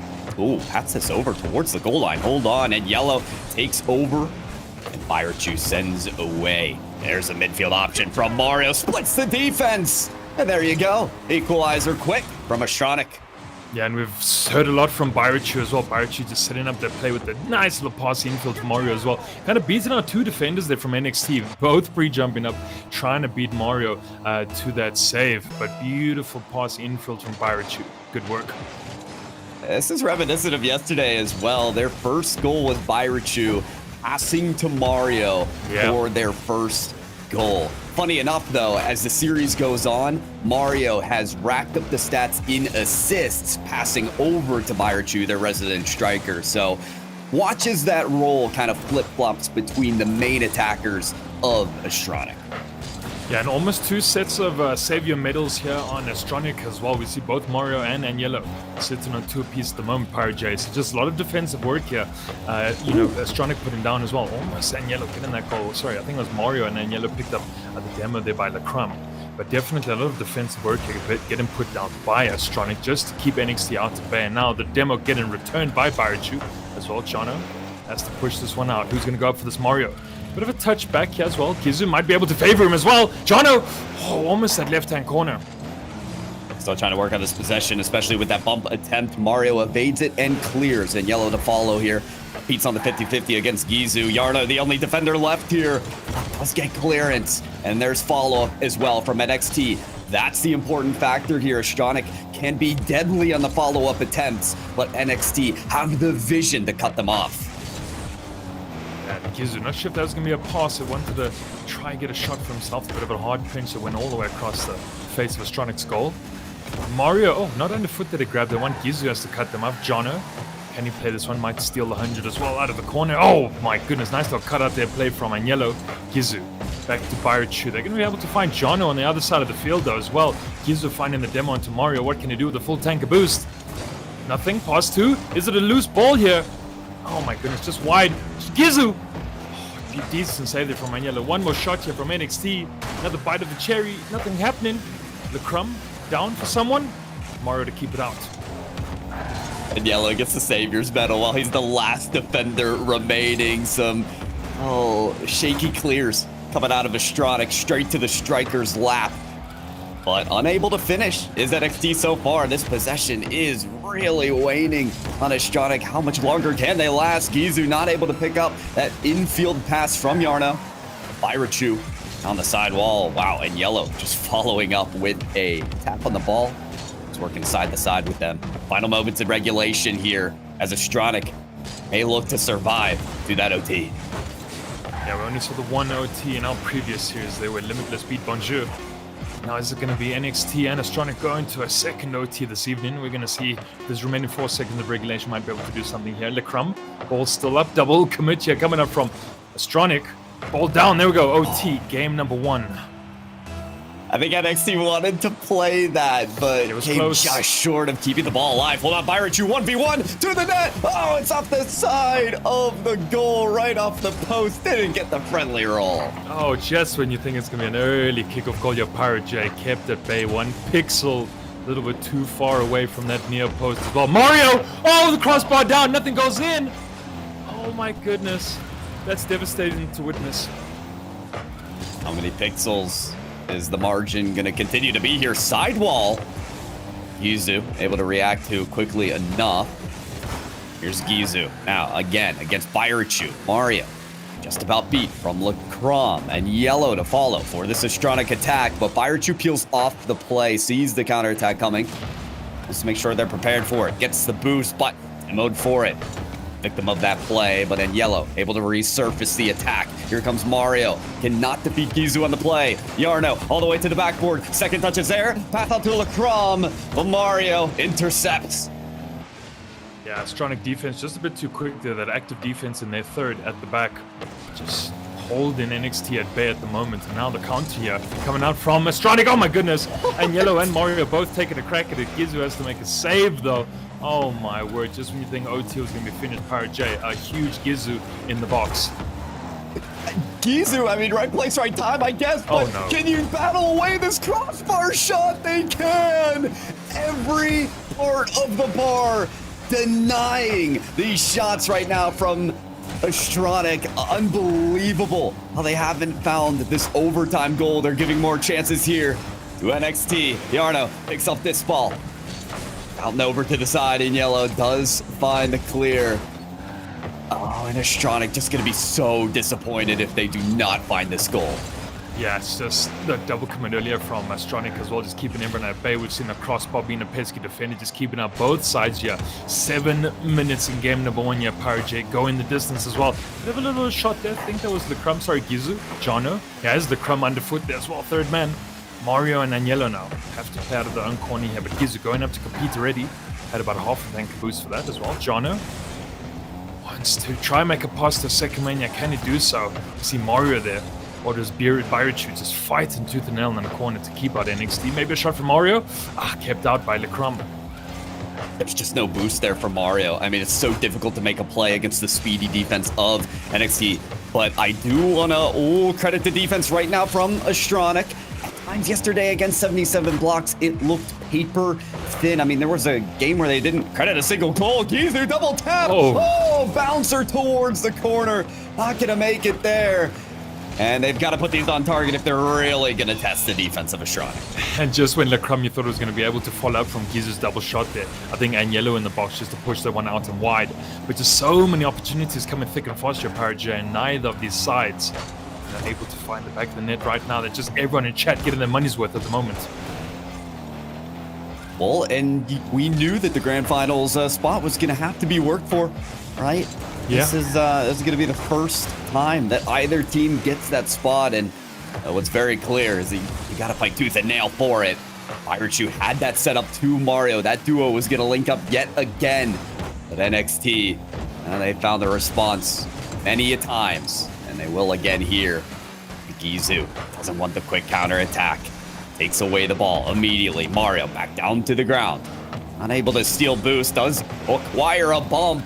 Lacrom there on the backboard to steer it away. And Yarno does get dunked, but Lacrom's going to have time here. Yeah, beautiful play there from Mario, just to kind of interrupt any kind of transitional play there as well. Shot just goes wide there as well. Lacrom gets the demo. Jono trying to play quickly on the counter here as well. Slowed down a little bit, Lacrom in the corner there. Mario to pick this one up. Opportunities coming abounding for both these sides here. Second man, and Yellow, maybe wide again, Pirate J. Oh my goodness, you cannot buy a goal. If we could call timeouts mid-game, I think Astronic would do it right now, hit the shooter's training pack, and then hop right back in. These shots gotta go on target at some point, or they're just gonna give that last opportunity to NXT. Byrachu, scary, taking that ball across the face of the goal, but guarded it the whole way. Get the 50-50 if needed. Mario up the ceiling to himself. But again, that's going to be wide. Tough to follow up there, even if you're on Yellow, with a good shot. towards the net. Demolition there. Goal line open. Pirachu there. And finally, a shot Muzz that Astronic cannot miss. Yeah, and Yellow gets that demo as well onto possibly Jono as well there. And we saw, yeah, and Yellow coming across there, trying to kind of sweep a bit in the defense. And Pirachu, you cannot miss an open goal just like that. So just, you know, that pressure was building the whole entire time, Pirate J. And eventually, the team to crack it. Astronic Skill Quest. What do you make of that first game, Buzz? I mean, Oh my goodness, beautiful. such a long overtime. Did we get to another 5 minutes? I think it did. Yeah, I think it was, at least great. 5. So two full games in game number 1. You know, Greybeard loves the schedule going that way. Like you said, we're getting our money's worth here today. You know, and NXT Aqua at this point in time, I don't think you can rely on Astronic missing those balls, right? We talked about Pirachu yesterday being the driver of the day. Yeah. Part of that was hitting incredible shots on goal. One of the shots of the day, in fact, was from Anyello, our near MVP of this game number 1, who had this incredible redirect off the back wall. And you have so much striking prowess from Astronic that if that finds its rhythm, there is going to be trouble from NXT moving forward. Yeah, and it's just a pity that so many kind of balls went awry, right? Like you said, you can't rely on the other team missing. You kind of have to make your own opportunities here.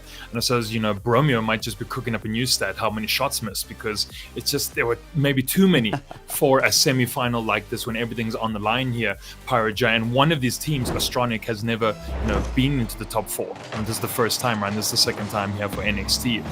And both the teams' first time making a grand final. So you need to make sure that the shots are going to stick. Keep it going here.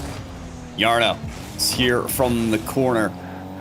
Take it over to Lacrom. Desperately, NXT Aqua do want this first goal to stop the drought, even the overtime for both teams. It was a long time to not find that relief of a goal. And Yellow, a tap there to Byrachu, who sends it skyward all the way across the field, expends all their fuel just to give them the advantage here, but time to peel off, time to play defense again after the demolition. Yeah, Lacrum and Mario both sitting on kind of no boost at all at the moment, just kind of cruising around and 12s each at the moment. I think we saw 10 shots that coming from Astronic in that previous game as well, and just, you know, a lot that accuracy needing to be a little bit higher if you want to win the semi-final games as well. A small pinch from Jono. Attacked there by Anyello as well. Lacrum will be able to pick this one up and kind of slowly make himself way across the field, and, you know, not too much pace in this game number 2. NXT Aqua back on the attack here. Lacrom not able to get the 50-50, but the demolition is there. I know from the corner, and they couldn't steer that goalward quickly enough. Those demos, they can be so effective. We know it especially from this NXT team. That is what they love to capitalize on. Yeah. They've got to make sure that follow-up effort is towards the net. And Yellow taken away yet again by Yarno. And he is feeling devilish. Yeah. Still 0-0 on our scoreboard here. Kind of almost 2 minutes of regulation elapsed in Pirate J. Someone needs to try get into the back of the net right now. NXT, no one's even broken 50, which is kind of scary when you think of it, 2 minutes of game time.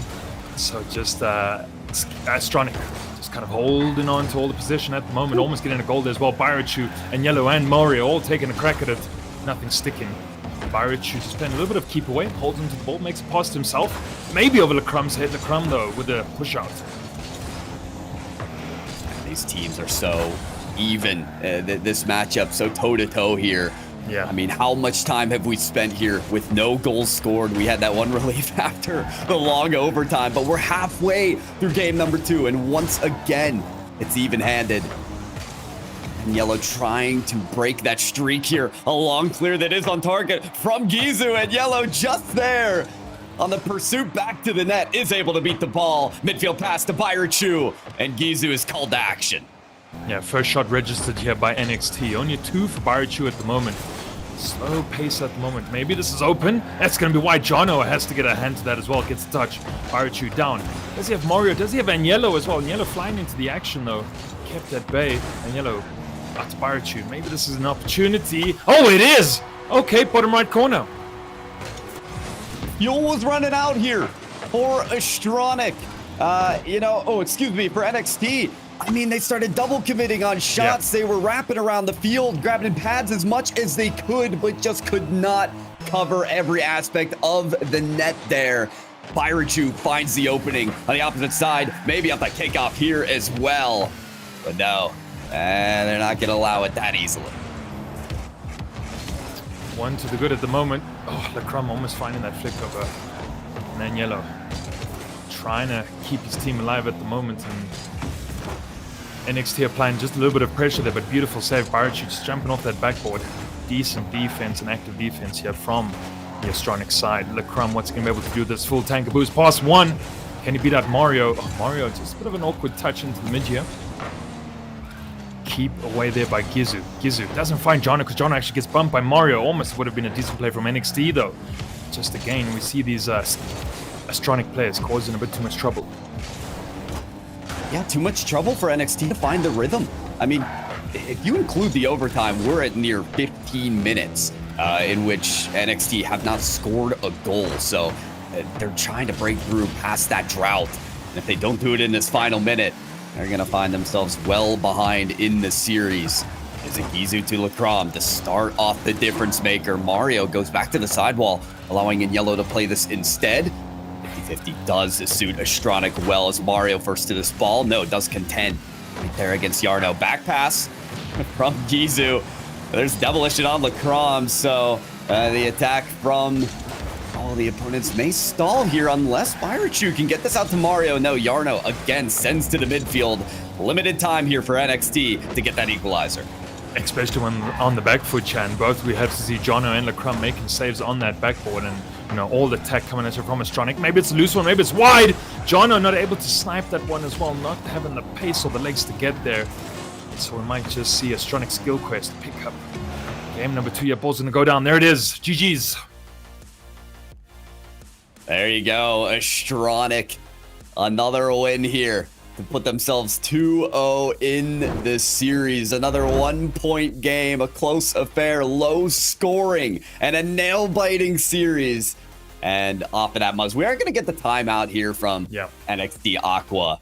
I mean, you've got to kind of reset the mental or reset the strategy here because they are not creating enough lanes to score 2 registered shots in that entire game. Yeah, and just that kind of incredibly slow-paced first 2 minutes as well. We see the ball touches both being quite even on either side, and that just kind of shows you exactly how that kind of table tennis match occurred there in the first 2.5 minutes. Pirate J just back and forth. No one really able to steal themselves and get into the back of the net until we saw that first Astronic goal there. But yeah, it's a bit of a slow game number 2 here as well, and I think if either team wants to go up against Limitless, then definitely have to pick up the pace. Yeah, and you mentioned it's a slow game, pick up the pace, this and that. Maybe just score more points, get more ball touches, more effectiveness behind the ball. I mean, Mario sits at 30 points after that game. Oh, yeah. 30 is unbelievable, yet you still get the win. I mean, we're talking about it. It's a battle for the midfield to set up quality possessions and scoring chances. For Astronic, if they want more score chances, you want to leverage Mario as that playmaker. He's the resident assister for the team, and maybe it takes getting a solid possession to allow him to give the chances to the teammates. But for the other side, I think players like Yarno and Lacrum, who tend to lead the attack for this team, have to get activated. I mean, exactly that. And, talking about them, Lacrum and Jono both making those 2 saves off the back wall. And then this doesn't kind of get converted into a very quick counter-attack from NXT. Where's Gizu and all of that action between those players? And as you said, you got to activate Jono, you got to activate Lacrum, you got to try get that ball moving forward. And unfortunately, at the moment, we see Astronic just kind of squashing them in their own half a bit too much. Astronic, they won that grand finals. I mean, it's their first top 4 appearance here. They got a chance to make top 2 now. It's a lovely chance here, and they're going to take full advantage of it, certainly, if they can. NXT, they come into this playoffs as the number 1 seed, but may depart if we see Astronic continue their scoring and winning affairs as we hop in for Game 3. Jono already getting into there to try and move NXT forward on that play. Bit of a loose ball here. Everyone's waiting for it to come down to Crumb. Oh, not going to find Agnello. Birachu has to get up as well, but Gizu beats out 2 there, and Jono and NXT maybe opportunities to move forward here. Demo as well coming out there from Jono onto Mario. Ball coming around the bend. Not going to find Gizu though as that second man. Unfortunately, the Crumb won't be able to get that assist off. Again and again, you're noticing the resiliency of Astronic right here, right? It's not that NXT can't get the demolitions they're used to applying. It's more so that Astronic are just clear on comms and making sure that each player takes the role needed to allow the defense to reset. What will NXT be able to muster up here? That touch not finding the man up front from Jono there as well. And Birachu let's get that pinch on the wall as well. Mario has to try and get this off the backboard out to Gizu. The Crumb finding that demo as well. A bit of more physicality here coming out from NXT Aqua. Jono going up. Wants to make a pass. Not too much in the tank to allow him to carry on. Just to get the pass off. Birachu down. Can they get it over any heads here, Pirate J? It doesn't seem to be the case. No African bounces today. Oh, but LaCrom on the other side, so close. NXT, they're getting closer and closer to finding that goal. Ever since the beginning of game 1, they have been stopped. But surely some opportunity has to go their way. At some point, they've got to break the seal. Ball comes right off the ceiling. Mario is there. Birachu on the other side of the field. Probably headhunting, picking up boost and making sure that NXT don't have the resources to capitalize on a defensive play here. Mario from the midfield line takes on 2 defenders. If Gizu's beat here, it's a great chance for Astronic. Yes, Birachu with time now. Shot towards the crossbar, down on the goal line, and he's following his shot for the first goal of Astronic. And Birachu just making the plays the whole way around you, but I want to see what LaCrum was doing. LaCrum just kind of maybe not anticipating the play, didn't go with a pre-jump, and just kind of led shoes stuck in that goal box there. Pirate J just, didn't even challenge Birachu. It's the recognition of mistakes like that from NXT, who are sending 2 on some attacks. Yeah. To continue the attack, continue the offensive. Get those goals where they count. All but right. This one certainly going to count. An infield link up for NXT. Yeah, and Jono gets a beautiful touch out from Gizu, sends it right back. The good old 1-2-1. A nice goal coming from NXT. They needed to get that equalizer. They needed interlink in play there. And Jono and Gizu, good job. A weight off their shoulders, the sigh of relief for a moment, because there's so much work still to be done. Not only in this game, but this series for NXT, but wow, what time it was that they weren't able to score. The pressure will only weigh some more as Birachu scores another. I think he was credited with a turtle goal here. Oh yeah, he's a bit upside down there. He had to flip to make it to the pass there from Mario. Yeah, quite possibly. And you just love kind of Mario's foresight, right? He sees that there's only Gizu, I think, at the back in defense, right? So just completely open from NXT as well. And Birachu racing up that midfield just to be able to score from that pass. And so just good awareness coming out here from Astronic. And Yellow, maybe the dunk as well. It's not going to go over. There it is. Makes it 3. The follow-up on the shots is excellent from Astronic. Again, from Agnello. Maybe the shot doesn't go in, but oh, I can crawl my way from the backboard and ensure it finds its destination. A 2-goal lead now, and maybe their biggest in the series from Astronic. Can they make it 3? No, Mario misfires on the kickoff. Was working a bit too quickly to the ball. Yeah, it would have been really decent to go up by 1 more there, but Mario just a bit too wide of that post as well. Demo's coming out thick and fast here from both these sides. Mario will happily take that one from Gizu. Get it over the halfway. Birachu for Mario. Just a bit of a kind of cluster there on that right-hand side. And now the Crumb sending it long. It's going to be stopped out by Mario, but Gizu as well is fighting here tooth and nail. Jono! Oh, that's a nasty one. Oh, the goal lines have been opened up a bit in this game, and players taking full advantage of it. A 50-50 goes well the way of NXT, and Yarno is not going to see that opportunity go loose. Back to the 1-point game. Yeah, and we thought game 2 was slow, Pirate J. Now we've got 5 goals in front of us. 90 seconds remain of regulation, but game 3 here on Utopia, it's looking to be a real good one. Well, think about how this game could go as well if NXT dropped this game. I mean, they're looking at a reverse sweep they need to do. Oh, yeah. So this last minute 30 could be the most important minute 30 they play on Championship Sunday. They have got to make sure that they can contend in this game number 3. And it may start with Gizu, who's got the air dribble. There, Yarno, oh, just in front of that ball. Can touch off the ceiling. Firechu contending here against it in the midfield. Mario, a long ball towards the net, forcing Lacrom to save. NXT, they need to start with urgency at the moment. Controlled urgency. Pins from Gizu. It's going to go all the way long downfield. Able to nab that 100 from mid as well. But cut out there by Agnello. And Agnello playing to himself as well perfectly. Maybe this one will be able to drop down. Jono has to get up to make that save. Firechu as well up in there. Trying to do something with it. NXT. They need to get on the counter here. They need to be able to get a dunk on to Astronic's head. Jono once again trying to have a bite of that apple. But kept at bay. I mean, if you're Yarno, you're looking back at that saying, I want that opportunity again. So close to finding the steep angle that's going to equalize in this game. And so limited time to make do here. Ball off the backboard. Shot there from Mario. Somehow does not find its target. And a last effort provided to NXT. Gizo under this ball. No, the flick has no sauce to it. And it's put to the ground. Astronic eke away yet another victory. And you know, now the major problem as well, NXT have already taken their timeout, Pirate J. So you cannot call any timeout now. You're going into series point, and you need to now make sure that you reset and regain and spend the next 5 minutes able to try push the series. No timeouts, no wiggle room left here for NXT. They swept in Swiss, 9-1 in game differential. And they went all the way here to the semifinals, but yet to find their win here against Astronic after they fought tooth and nail against 77 blocks to game 7 to get here.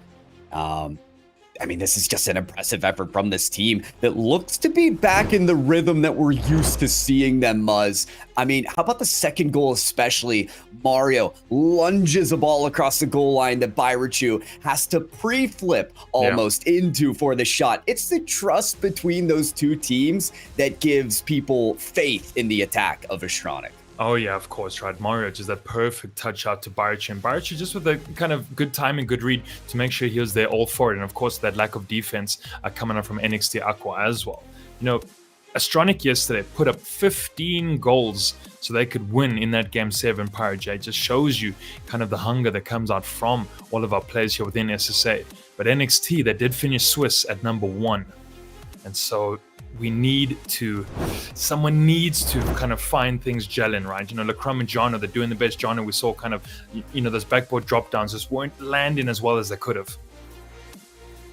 Well, they got to land here. And you mentioned the hunger. It's got to be starvation here, because for NXT, you're looking at the last chance to make do here, to give yourself the opportunity to make the grand finals of this final qualifier for Major number 1. This is it right here, right now. Match point for Astronic. And NXT, they need to use the next 5 minutes incredibly wisely. Gizu's going to try and get the one midfield as well. Double commit coming out. We both see Byrachu and Mario just committing in that defense as well. Byrachu and Yellow try and stop out Lacrum. Lacrum won't have a pass to Gizu as well because Byrachu's in the box. Jono takes a shot with the follow-up. It's good. And if there is one player that is starving for a victory, it is Yarno. Great follow-up here off the miniature clear. It was necessary for Astronic to get in front of that ball. Enough pressure to break Astronic. Just that follow-up there, Parja, is exactly what NXT need, right? There's just kind of defense and defense from Astronic. And then Yarno coming in from that second man, swatting it, sending it home. Perfect for NXT. But now, can they withstand the remaining 4 minutes here and keep Astronic out? That's really going to be the big test for them. It goes back since the beginning of game number 1 that we've seen Astronic trail in a game.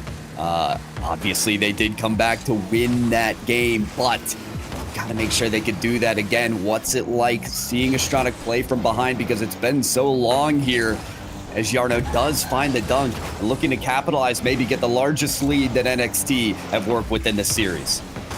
Oh, now Gizu having an opportunity to take a shot after LeCrum, but Mario I'm able to hold out from them at the moment. LeCrum will just pick up Mario's pass there as well. Can you do something with this LeCrum? Nothing in the tank as well. Nabs a quick pad off the floor. Yarno, maybe with the double. Coming in Gizu! Coming in Gizu! There it is! Yarno's activated. I mean, he is online. He is ready. The second touch off the ceiling, nearly the second double tap off the backboard. If you want to headhunt anybody here, Astronic, if you want someone to have a target on their back, you know who it is now. Yeah, NXT were out in the desert and now they've found their oasis. It seems to be working at the moment, and one of the most crucial games, game 4 here, Pirate J. They need to do something with this. Oh, that drop down from Agnello would have been good for Bairechu. Kept out by NXT though, and that's the kind of defense you really do need. Battle tested here. Our Astronic as they get one of their most convincing possessions here yet in the game. 2 minutes into it already. Gizu wants to see if they can hold control in this game. Well articulated there as they remain behind the ball for the 50-50. LeCrum, even though his teammate is demoed, there's still a passing option here to Yarno. Got towards the crossbar. Bairechu already with the Savior's Medal. And Agnello, there's a double demo. They're traded. Maybe to get it there. Over to Bairechu, who's lurking near the net, but can't find the chance to fire away. Physicality is paramount here as players are still chasing each other, Muzz, to get that open avenue. Yeah, exactly. That double demo. And Yarno almost getting that flick over, but just wasn't enough. And Gizu following up, but not able to find a third here from NXT as well. Gizu, nice little jump from the wall. Anticipates what Bairechu wants to do. Beats him to the ball. And now Agnello, can he get it over our halfway line? A lot of NXT players want to try stifle any of that forward movement. Yarno. Forward for Bairechu. Oh my goodness. Bairechu had to make a decent save just to keep out Gizu. And now on the encounter, LeCrum pushes it out. I mean, I'm pretty sure Bairechu was bumped into that save by his opposition, so a bit unfortunate for NXT, but at the same time, they're still holding out to this 2-goal lead. Maybe it's 3 here. Now Mario diving save. An attempted redirect. Pass out to Agnello. Shot is there, but Gizu, as well as Yarno, able to recover well in time. Here's Mario. Shot chance. There it is. The duo's back of Bairechu and Mario. Yeah, and unfortunately, a bit of a hard kind of bump and shot there from Gizu that sends it well up to Bairechu on the wall. Who's able to get the kind of decent pass down to Mario. And so we do find Astronic now on the scoreboard. 1 goal difference, Pirate J, but clock's ticking down slowly. NXT, they just need to hold on for a little bit longer. Gotta hold on, and I would argue they've got to continue to push the tempo.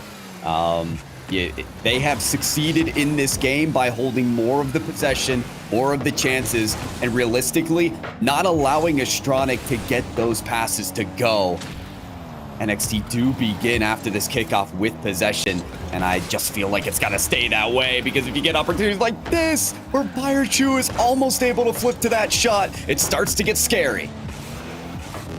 Yarno, again, wanting to make sure his team's on the front foot, the Agnello. Down to LeCrum. LeCrum, bit of a nice little awkward shot there towards the net, though, but Bairechu comfortably on that near post, able to save it. Gizu. Oh, fighting, yeah, still in the corner. Gizu. Oh, he doesn't have a player coming in as that second man. NXT wanting to extend their lead. Now 40 seconds remain. Just need to hold on a little bit longer. Yarno, can they get the double? It's not going to be happening because Agnello keeps it out. I mean, NXT Aqua, they've got to punish on those mistakes. Right now, Astronic are really risking it to find these passing options, and they're actually lobbing the ball into enemy territory. Luckily for Astronic, they're still going to get a chance here. Backward pass to Agnello. Oh, it's out to Mario. Finally, Bairechu could have completed the effort, but Mario's still with a chance. Backboard touch there, and peeling in is Agnello. Bairechu has to back off just to get a ball touch, but it's LeCrum now to the ceiling. Yarno can put the stamp on the game, but won't. It's a final effort here for Astronic. Bairechu down the wall. Mario off the backboard. Is it Agnello to complete the effort? No. NXT Aqua, they hold on for their first game win. Oh, there it is. Holding on for dear life here, Pirate J and NXT Aqua. They take game number 4. Now that reverse sweep can start. And yesterday we did see, or at least heard Markfish telling Ollie, how exactly that reverse sweep starts and what are the rules of it. And NXT Aqua, they're following that rulebook strictly. Yeah, you gotta kind of start from behind, right? Work your way back. In this game, though, it was all started by Yarno. Again, getting that first goal and then the nearly double tap from Yarno to pass it out to Gizu for that second goal. I mean, you can see the hunger we were asking for and that we were talking about from this team. I think one of the things, though, while their attack is starting to find its rhythm here from NXT Aqua, they've got to have the vision as well. Right now, Astronic, what they're capitalizing on for scoring chances are these passing plays. There's no denying it, especially between Mario and Barichu.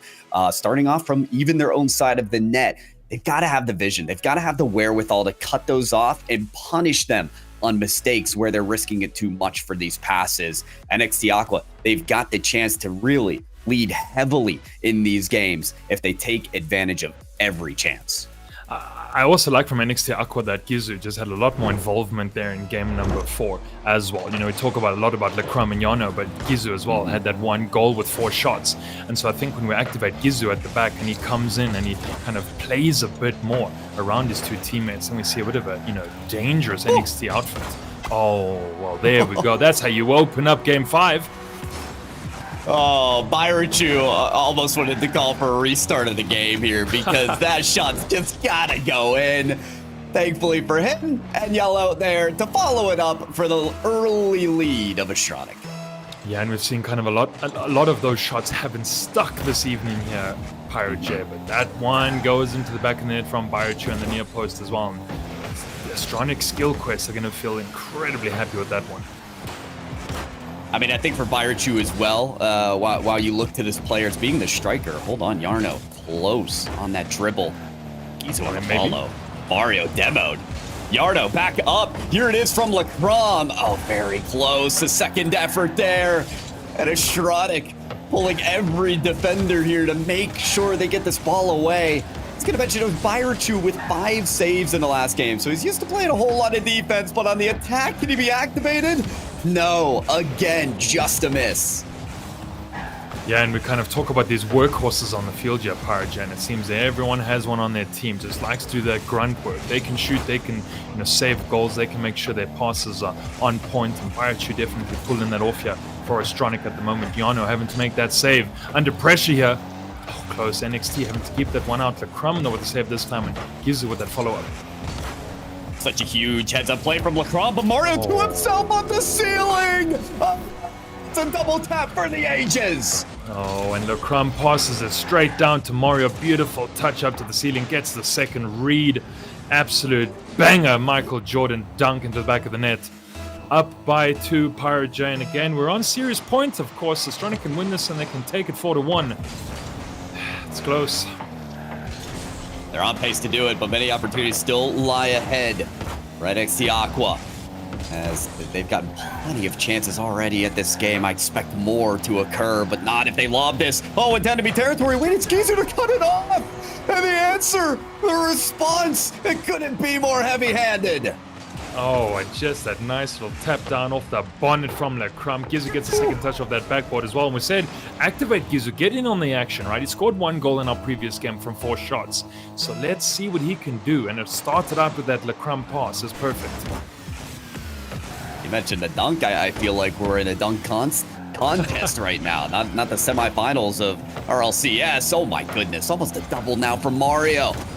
Speed activated. Oh, Barichu tries to split the defense in the post. But again, the post, the greatest enemy so far for Barichu.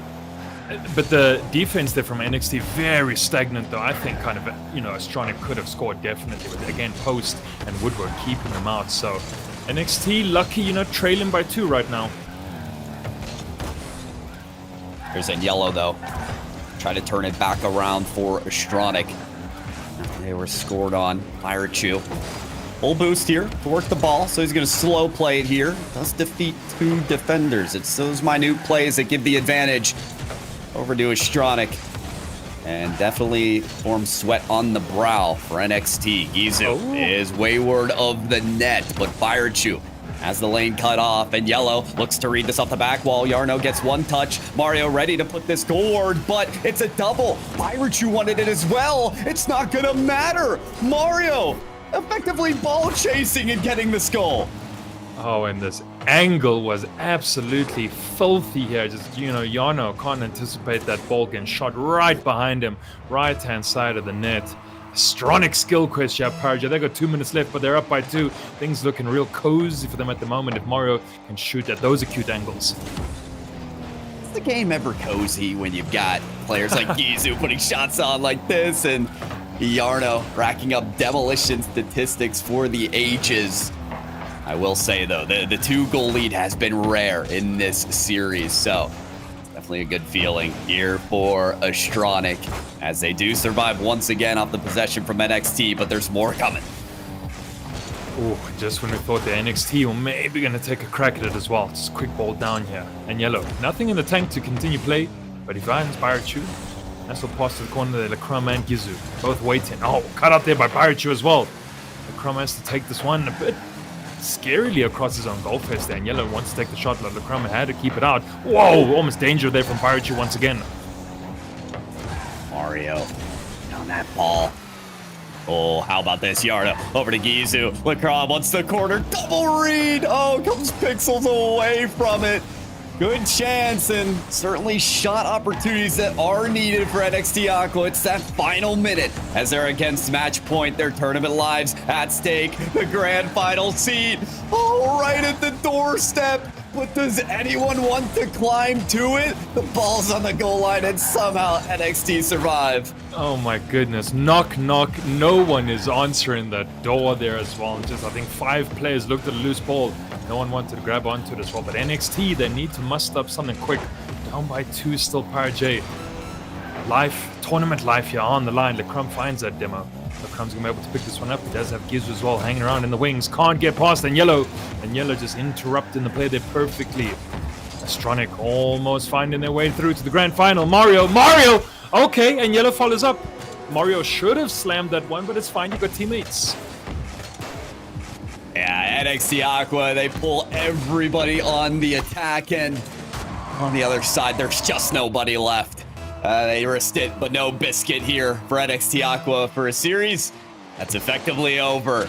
Astronic, again, they had a barn burner in the quarterfinals to make it to Game 7 and the win to get here, and they're not taking the opportunity lightly. A convincing victory here in Game number 5 will give them the bid to the Grand Finals. Well, previously known as the Firehawks, they're flying high today and they go straight through to the grand final. They'll face, of course, SSA, stalwarts and champions Limitless. One more crack here, maybe? And Yellow doesn't find Mario on the other side. They don't want to get a 6th goal, but it's fine. Beat him by 4. Clock's ticking down. Your Parja just needs to go down. There it is. Astronic skill quest. They make their way through. First time as well. Yeah, first time for them, and a great win for these players. Firechu, Mario, again, so effective here. Mario with the most assists, but this time at Yellow had the highest scoring for the team, and it's really not his first time doing that for the team. It's been such an instrumental factor for the squad as well. As they get that grand finals bid, Graybeard, we've got our top 2 for our qualifier. I've never seen a team win so well, yet have so much trouble finding the middle of the net. For me, there was so. You're telling me. And it all started in that Game 1 overtime where it was. I have never seen a consecutive series of the ball being halfway into the net and then getting out and then hitting a post and then a crossbar out. And that theme continued throughout. Mm-hmm. And I loved that Game 1. It went into overtime. And my thought at the time was I've never seen teams, it was worthy of the comparison stats. They were so close in those team comparisons. It was like, yeah, these are 2 very equal teams going up against each other. But from Game 2, it always seemed seemed like NXT Pyro were just a yard or two behind. They, if it was a race, Astronic were always just slightly ahead. I guess a yard or two behind, and yeah, the playmaking was a bit slower. It definitely ramped up as the series went, right? We saw one game where a player had 30 points, and another team, again, had 2 registered shots, right? Like, we were really ramping up to a pace that was met later on in the series, so I agree there. On the midfield dominance, I think that really was Astronic to have the lead there, and they just carried on, in fairness, with that momentum. Yeah, and they used their momentum very well, but Muzza did feel like they could have made it far more emphatic if they had found the goal as many times as they had gotten the opportunities on goal. Yeah, 100%, right? I mean, just kind of after game number 2, of course, very sluggish, and then just after that, kind of maybe way too many whiffs for a semi-final, right? Yes, they won 4-1, but just you could have absolutely crushed NXT. Maybe if a lot more of those were on, the accuracy was good, on point, and they were sticking.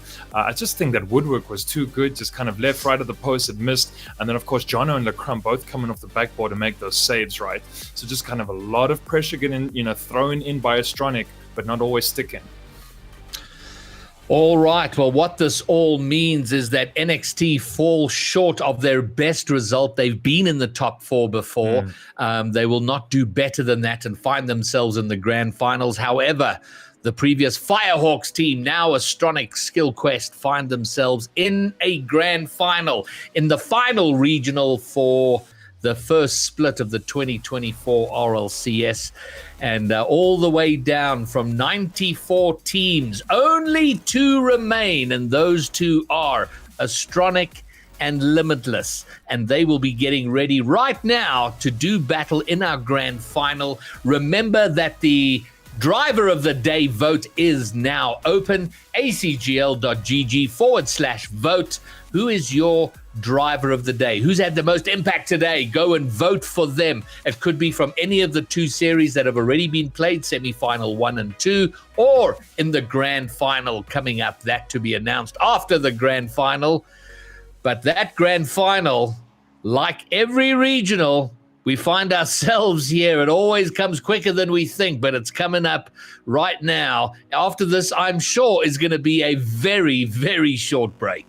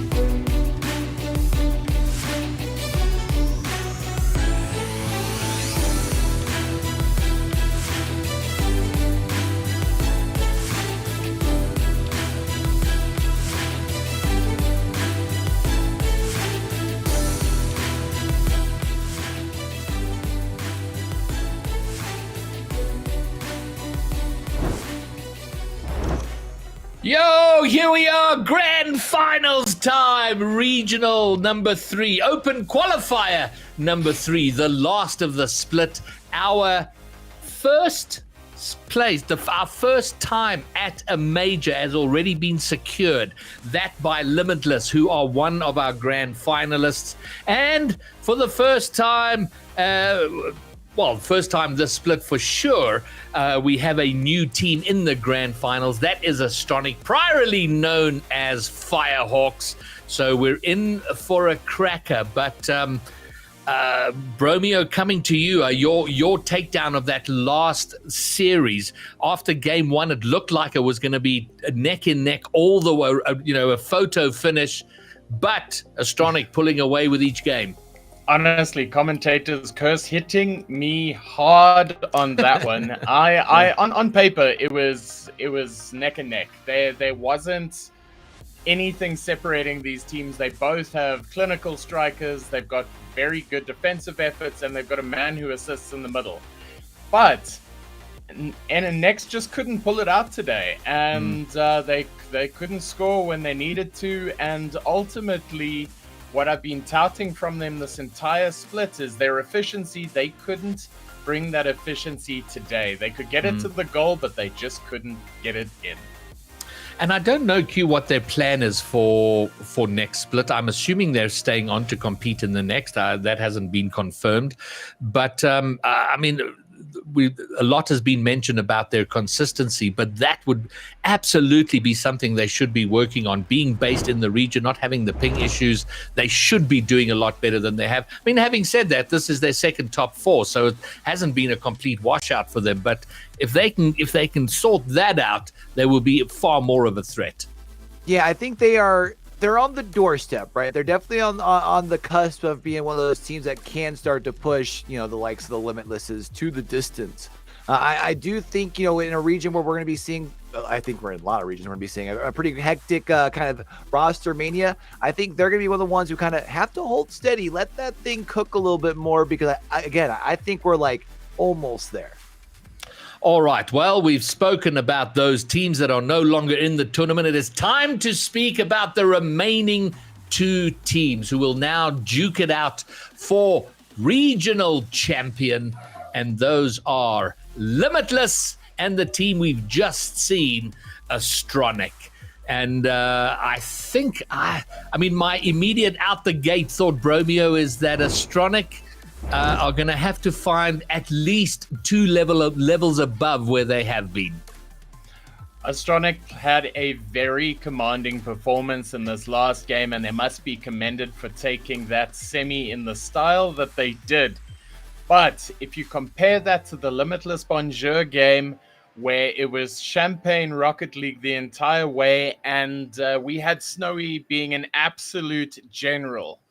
And if that's the sort of form that we're seeing from Limitless going into this final, I definitely think Astronic needs to raise a game higher than they've ever played before. If you have a look at this team comparison, Limitless scores on average 1 more goal per game. And that's all you need to win one.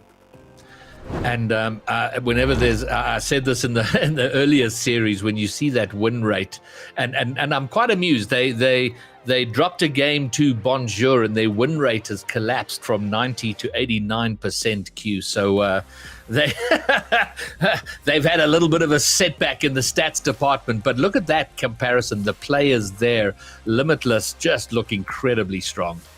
Yeah, I mean, this is a team that, they've got the prestige around them, and for a good reason. I mean, on the verge of being able to finish off 2 perfect splits, winning 6 straight regionals, qualifiers, whatever you want to call these things.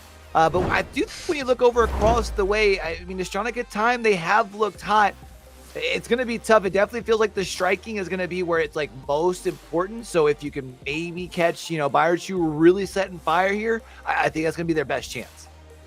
And then there was a record set yesterday in MENA, and I'm feeling poorly because I didn't write down the name and now I can't remember it. But he became the first player in the world to triple crown 3 times. And thank you very much. And And now Snowy has the opportunity today to equal that record, to have 3 triple crowns in the RLCS. So he'll be keen for that stat. And I mean, on paper here, they should be taking it down, but will they? And well, let's start with the voice of chat. Chat can go ahead and start giving us your vote. Who is going to take this? Hashtag LMT, hashtag ASTR, Limitless or Astronic.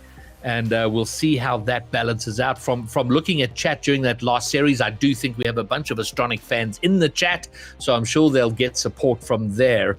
But when it comes to the desk, those that are here, you had a great day on Friday, Bromeo. Today not so going much. So well for you. So I'm going to go to you first and get you to your prediction first. Well, there can only be one, and Limitless are looking very imperious at this point in time. So I've got to say, if I want to get my ducks in a row and get my picks sorted once more, it has to be Limitless. All right, Limitless for the Bromeo, the resident statistician analyst, and then Q. How your feelings? I mean, I hate to be the guy that's going to probably set up for the sweep on the desk, but it's Limitless, man. It looks like that they're going to continue to roll. And that's no knock to Astronic. I mean, you've been looking good, Astronic. I think you are getting close, but I think there's so much on the line for Limitless. They want to prove that tourist season truly has come to an end. Give me Limitless in 5. Q, what you've just said, back in my in an industry I used to work in speaking, that's called the compliment sandwich, where you give the compliment, but the meat in the middle is a bit of a smack. It's like, yeah, it was pretty good, but and you're probably accurate in that. And 75% of chat are liking Limitless for the grand final, 25% for Astronic. And I went against Limitless against Bonjour. I was very keen for the upset then. I don't think it happened, so I'm going to back Limitless myself to win. So we have a desk sweep, which is the safest a desk sweep ever is with Limitless, to be fair, it has to be said. But very quickly, Q, your series score. I think it's 5. I think Astronic finds a way to catch 1, but I don't think it's more than that. I think it's in 5. And how about you, Bromeo? I'd hate to disagree with that. The way Limitless is playing, I definitely see a victory, but not a sweep. So I would say in 5 as well. All right, 4-1 there. I'm going to go for, why not, a 6-game win for Limitless. Astronic will do better against Limitless than they ever have. Take 1 extra game, but we're going to find out right now. This is the grand final for Open Qualifier number 3. Let's go, Commandos. It's howling time. Howling time indeed, and it's been more than a year since Snowy has lost his last grand final in SSA. Can Astronic bring this Herculean task and actually fell down Limitless? Pyro, let's find out.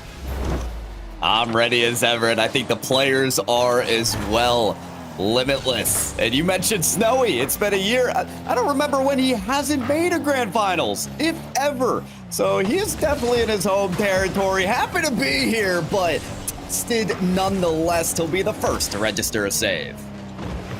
Tested nonetheless. This Astronic side, one of the very few that hold the accolade in SSA of actually taking a game of Limitless, only joined by Young Money Clan, Shmongolia, and most recently Bonjour. So they certainly have what it takes to win 1.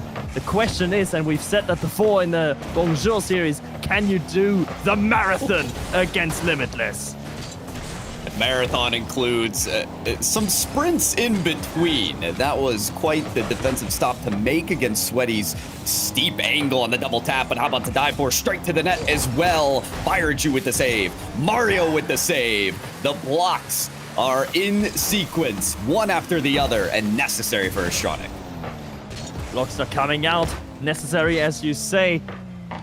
as Limitless is putting on the pressure. Sweaty flip reset, tries to use it, fakes it past by Richu, and Yellow can get one to die for, keeps it up in the sky. Triple commit on the side of Astronic, but it works out for the Spaniards. It's the good and the bad, the yin and the yang right now for Astronic. It's the fact that, yes, they can deny these shots against Limitless and prevent somehow. That one, not really to their credit, just misfiring on the part of Limitless. They can give way to these shots, yet can they convert attempts themselves on this defensive stance that they've been mustering here? Can they convert on an attack? That's the big question, and the problem is they won't have many looks at target, so they need to be as accurate as ever if they want to have any chance against the Limitless here. It's been an onslaught in the opening 2 minutes from the regionals champion, from the team that's going to Copenhagen at least to represent Sub-Saharan Africa. And yet Astronic are trying to spoil the party of the flawless major split. I4. How about the flight here? Air dribble double tap straight to the net. It's taken away. And Bayerchu will get a clear here that Sweaty meets. It's wayward of the net as in Yellow's still there to stop it away. You mentioned Copenhagen, and you talk about Astronic wanting to spoil the party of a flawless effort. Talk about Limitless though. I mean, they want to be in top form moving into an international stage, and that's going to be they have to showcase that here. Well, they certainly do. They have to just show that they're as dominant as ever over the region. They had a bit of stiffer competition, I feel like, this time around. Overall, the region, developing the region is getting stronger. Limitless not cruising to easy victories no more, but still coming out on top in a decisive fashion. Right here, though, in this opening game of the grand final, they are struggling to fight the back of the net once more. That ball is wide at the second post. Snowy tries to slow play his way through, but Bayerchu is wise to it. Astronic got to be contagious, man. Think about game 1 in the last series that they just played. They hit that every part of the post, could not fire it on target. It's the same thing plaguing for Limitless right now. They haven't been able to find the back of the net in moments that it's needed, but they're still on these aerial pursuits and passing plays as well. Snowy takes to the net, Bayerchu saves, and it's a counterattack that's going to clear and be in for them. Astronic breakthrough for the first goal. And that's the one mistake Astronic needed. They held firm in defense this entire time and punished Limitless's gluttony in offense. 10 shots, 0 goals for Limitless, and the one counter that went through for Astronic. It's a late lead for the Spaniards. This is where Limitless are their scariest, when they don't have the lead. There's 1 minute remaining, and they've got to send everybody on the attack. 45 seconds to make it happen and equalize. 45 seconds and double commit, not helping between Sweaty and To Die For. Mario looking for Agnello. Sweaty wise to the pass, cuts it out and gets a good double tap. Gains some ground here for Limitless. Die For not on target. Mario's touch up high, baiting in Sweaty, and then Snowy after that. It's brilliantly choreographed from Mario, who drives away, leaves it to Bayerchu. The pass in the middle for Agnello, not good enough. Maybe second pick at the cherry. No, Bayerchu's touch up high is simply there to waste time. And Yellow, this team can confirm game 1 victory if they continue to stop Limitless. Single digits on the clock. Bayerchu, there's a pass up the backboard straight down into the net. I thought that ball would die on 0 seconds, but no. Bayerchu gets the clip instead for the win of Astronic. A garbage time, but triple tap nonetheless. Bayerchu having a recipe down for Limitless. Let them come, let them overcomplicate things, and then punish when they do. Mark, there's a discussion to be had here. You mentioned the fact that Astronic, previously Firehawks, when they did get that game win against Limitless, it was back in the Swiss stage, and it was actually in a best of 5. They won in game number 1. We actually talked to Snowy later on when he went on to win in the grand finals, that qualifier, and he mentioned this fact. We don't really scrim the teams that are playing, from another continent, he talks about. So he's like, that higher ping play, it's probably that reason that we weren't able to adjust to it accordingly and lost in that first game. Do you see this as a replicated effort, Mock? Do you see this as, okay, let's again have to warm up against a high ping team and they'll take it the rest of the series? I feel like it's partly that, and the fact of the matter is, though, that Limitless pretty much beat themselves by overcomplicating their offense. They tried to be very, very fancy with it. A lot of high aerial infield passes instead of keeping to the ground, instead of trying to pick your shot wisely. It was almost a bit too loose, and that's the sort of maybe natural arrogance that comes with being a dominating force for so long.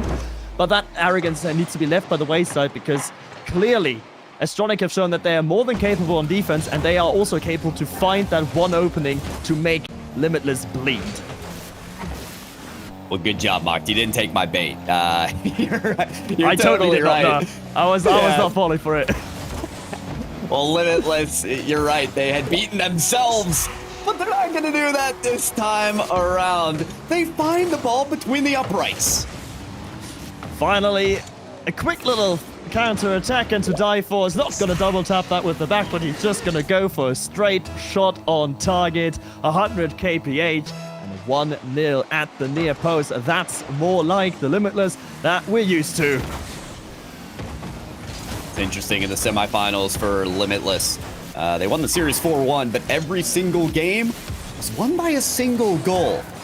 So it's not as if this 1-goal lead is going to be uncomfortable for the team. They're happy to have a lead, even if it's just that. But, of course, Astronic proving that it's going to be difficult for them to hold that lead as their attack is progressing. Astronic is still trying to be an active participant. They probably realized that they were living on borrowed time in game one, trying to be a bit more active, meeting Limitless, more face-on. To Die4, having to evade one challenge, gets the control, gets a pass a second as well. There's a demo to Die4, does it all by himself, but Snowy pads his stats. There's nothing more Limitless than this team abandoning the ball and going for the demolition instead. The off-the-ball play is at times more impressive for Limitless than on the balls to Die4. Flicks past one and demos the other. Flicks and demos, bread and butter, of course, for Limitless. How can Astronic even respond? Mario, certainly not like that. Teeing up the opposition, teeing up Snowy, and he will find a second for himself. We talk about awakening the beast. Once you beat Limitless in a game, they tend to amp up the pressure and turn things in their favor. Nothing else being done here at the start of game number 2. Nothing else here. 3 goals inside a minute and a half in favor of Limitless, and they certainly won't be stopping. Snowy looking for a tight angle shot of the double. Not finding it, but Die4 doesn't care about it. He's already taken control in the midfield. Do not let Astronic out of their own half. Do not let them breathe. That is the mantra of Limitless. Doing a good job of suffocating that pressure, and to Die4. Incredible work to read the shot from Byrachu, the resident striker of Astronic. Denying him will continue to be a test. And in yellow, let's find this ball outside to the corner. Byrachu in pursuit of it now. And he is the first to get to it, but not a touch on the ball. Not read the bounce off the corner quite well. Mario out to in yellow. It's taken away, but Byrachu quite the lane to take the shot to the top left corner. There it is for Astronic. And the star striker, he strikes again. Perfect placement. Top left. You can't put it more top. You can't put it more left. And Sweaty had absolutely zero chance to get to it. Astronic find a goal, not on the counter, but out of open play. In a matchup where both teams struggled in their early series of the semifinals to hit their shots, shot placement is going to be a paramount factor for both teams. So Byrachu landing top corner for that shot is so important to get this team started, try to get some headway in this game. But that headway needs to be earned and fought for continuously against the Limitless side that is now pressing once more to have that 3-goal lead re-established. Mario ceiling pinch gonna land in the waiting hands of Sweaty. His first touch though, letting him down to die for. Still taking control for Limitless, faking it past one, gets good 50-50 against Mario. And no follow-up though, a fall to die for. Yeah, but look at the work that had been done, right? Beat 2 defenders there just on the air dribble. Those first challenges, they're quick for Astronic and they're necessary because if you give to die for more time, certainly make you pay. When he clears this high, doesn't want an immediate shot on net, and he's been able to expend the boost of 2 as Astronic both climb to that take. Firechew still though off the side wall, putting this mid, but no teammates yet to take the shot. No way with Mario to deal with as Mario pre-jumps the dunk. Astronic will do anything to keep this attack alive. Strike certainly are trying to be a bit cheeky here against Limitless, trying to meet them earlier, trying to give them less time on the ball. And Yellow, long clear. But Byrachu already demoed. Sweaty, does he have the read? Yes, he does. What an important read it was. And Yellow already waiting behind. Astronic looking for the opening, but not finding it. Once more, the backboard kept clean by Snowy, but Mario is there. And Mario will put the deficit at only 1. Oh man, these high lobs in front of the net have not been working out for Limitless. I mean, that's still a decent clear from Snowy, but the quick transition from Astronic leads me to believe that that second goal may not have been their last in this game. Second goal certainly going to breathe some life into Astronic, breathe some belief into Astronic that they can actually come back here, but they have not a lot of time to work with. To die for, already Skybound and Yellow, waiting, floating, bumped away, and Sweaty jolts the tap in! The die for says, oh, 1v1, right? Yeah, I got this. No problem. Goodbye at Yellow, and hello, 4th goal for Limitless. Hello, 4th goal, and hopefully for Limitless, the dagger in the resistance has been put on by Astronic as they try for another Spanish kickoff. This time not connecting with the demolition to die for, waiting Mario's pre-jump. Snowy taking control, but still, Astronic certainly are trying. Sweaty off his own backboard. Gets it to the side, gets it out, gets it central even. Sweaty doing a lot of work, gaining a lot of space around the pitch, and that might be all that it was needed from him. Byrachu can't save it out. Snowy to make absolutely certain what we all knew before. Limitless are going to equalize the series.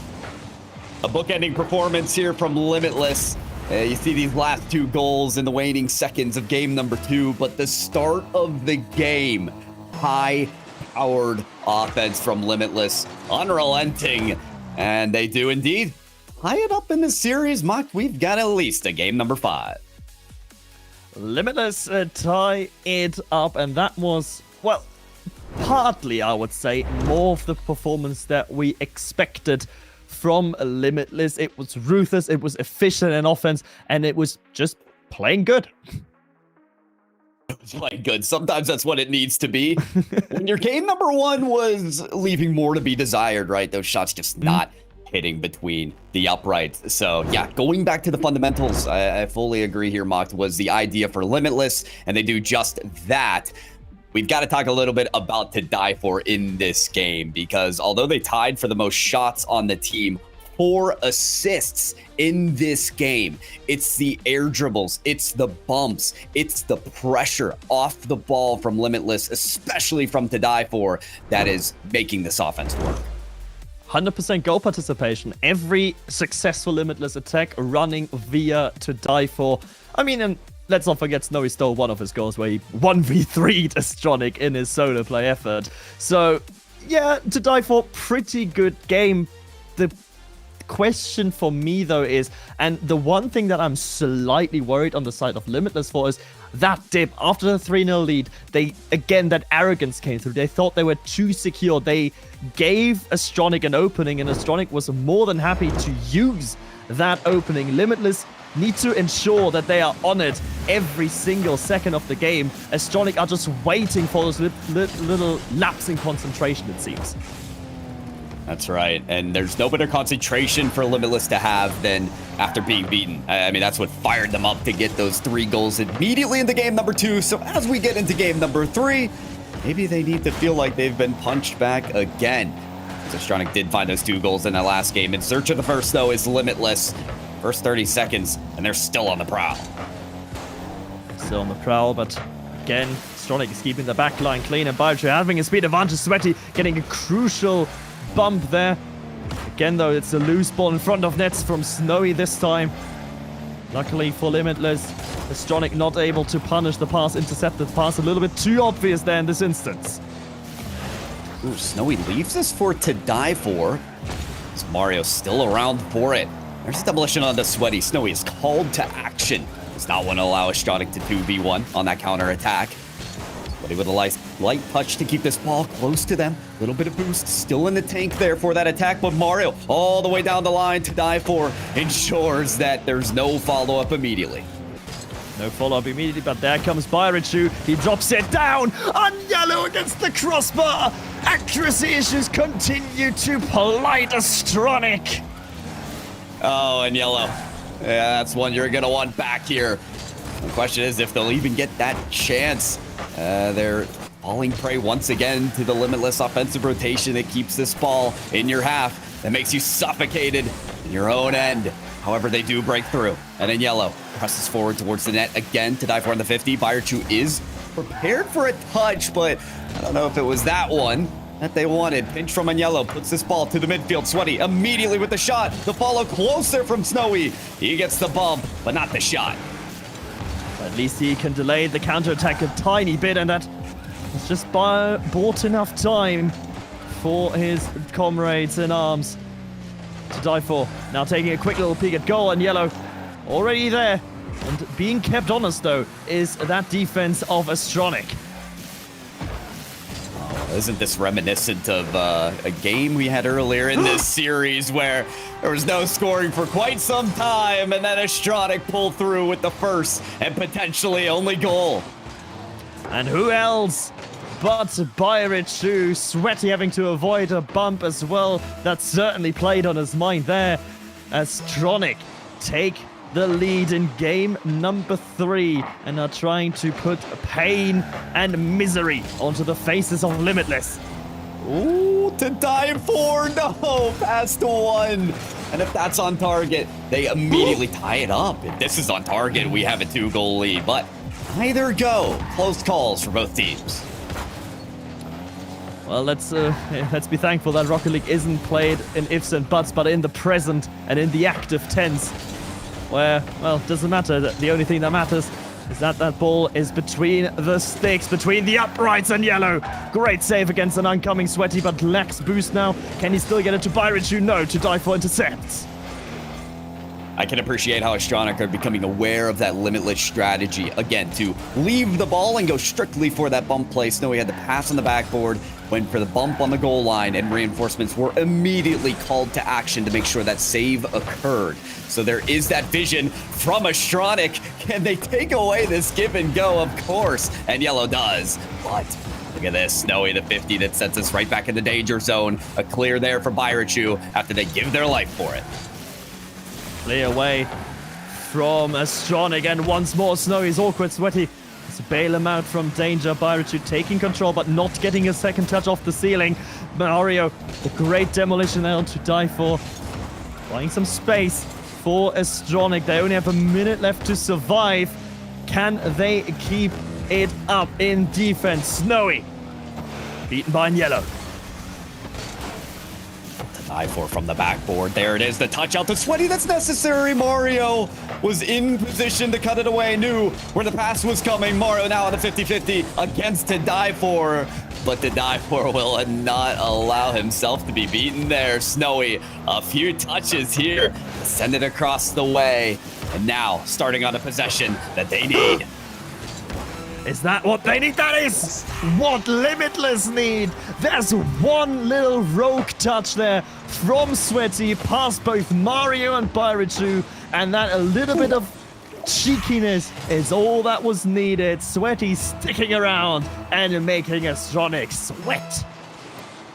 There you go. Are we overtime bound? Not if there's a kickoff goal. Oh boy, we are remaining tense here.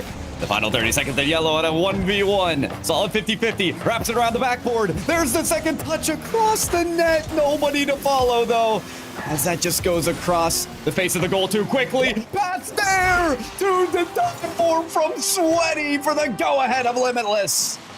A Limitless, Paul, a Limitless. Cool, calm, and collected in the face of adversity. They don't panic when they have only 30 seconds left and are 1-0 behind. They're just gonna shoot 2 quick little goals. And now, what can Astronic bring after the kickoff? It's another kickoff variant. It's another one that doesn't work against Limitless. Sweaty kills the ball. Limitless lead in the series. Oh, if you blinked and you missed it. You missed the last 40 seconds where Limitless decided to play ball and get these goals to go. Again, it's the lethality of these counterattacks. You noticed that Snowy off the sidewall on a couple beats was what started the possession to score the first goal of Sweaty to die for. But then the last effort was Sweaty again there on the sidewall, found to die for in the midfield for the strike. It takes Astronic being vigilant of these efforts, especially on the counters, to deny them before they fall behind. And I feel like that's a bit of a problem with Astronic's setup here against Limitless. They are trying something that they usually don't do. They are the last team I would think of when it comes to turtling up in defense. And they're trying this strategy against Limitless, which evidently can work. And Limitless is struggling to play against a team that is so passive. But at the same time, Limitless is still not making enough mistakes for Astronic to properly punish. So I feel like maybe, just maybe, Astronic needs a tiny switch up back to their roots. Maybe. Yeah, force Limitless out of that rhythm and get some more chances on target. They've been efficient. That was 1 goal off of 3 shots, but maybe getting more opportunities to get those shots on target and take Limitless out of their rhythm is necessary, as game number 4 is here. Game number 4 is upon us, and Limitless want to make it to match point. Snowy faking it for to die for. Shot is good, but Mario's better on the goal line in his box, keeping that one out. Still though, Limitless a push forward, trying to stamp the authority on game 4 early. Come close to it, but in yellow, a long clear to stabilize for a moment, but maybe it's Mario to swing the seesaw in their favor. Snowy called to action there with the save, and yellow off the corner, and Mario with full tank of boost. Does he have a second touch? He does to beat Sweaty, but it's just off the ceiling yet again. Pirachu beaten on the effort there from Snowy, and now in yellow. Back on the ball, Snowy gets a demo across the field, so the counter could be a chance, as Sweaty is going to get the pass off to die for. Carries this to the corner, and Limitless have turned this around. Limitless turned this around. It's a smart touch from to die for to the corner, keeping possession rather than gifting it away to Astronic. Now Sweaty reaping the results maybe of what to die for originally Sue. There's nothing to be gained. Already Astronic have broken out, and there's a cheeky shot at target. Sweaty fishes it out of the top corner. Well, it's just the first minute here. Is Sweaty, close shot, and oh no, it's not enough time for Agnello to get out of the back of the net. The follow-up is just too quick from to die for. It's a great redirect as well from Snowy, putting it on target, putting Agnello under a lot of pressure to get the perfect touch. And when you don't get that touch, to die for is ready to follow it up. There's the lead for Limitless, a lead they so desperately crave. Speaks to the cohesion here of Limitless. Always having each other's backs and being ready for that consecutive play. Snowy, wants to challenge Mario, but what clearance given? On the other side, the turnaround, which immediately punishes Limitless.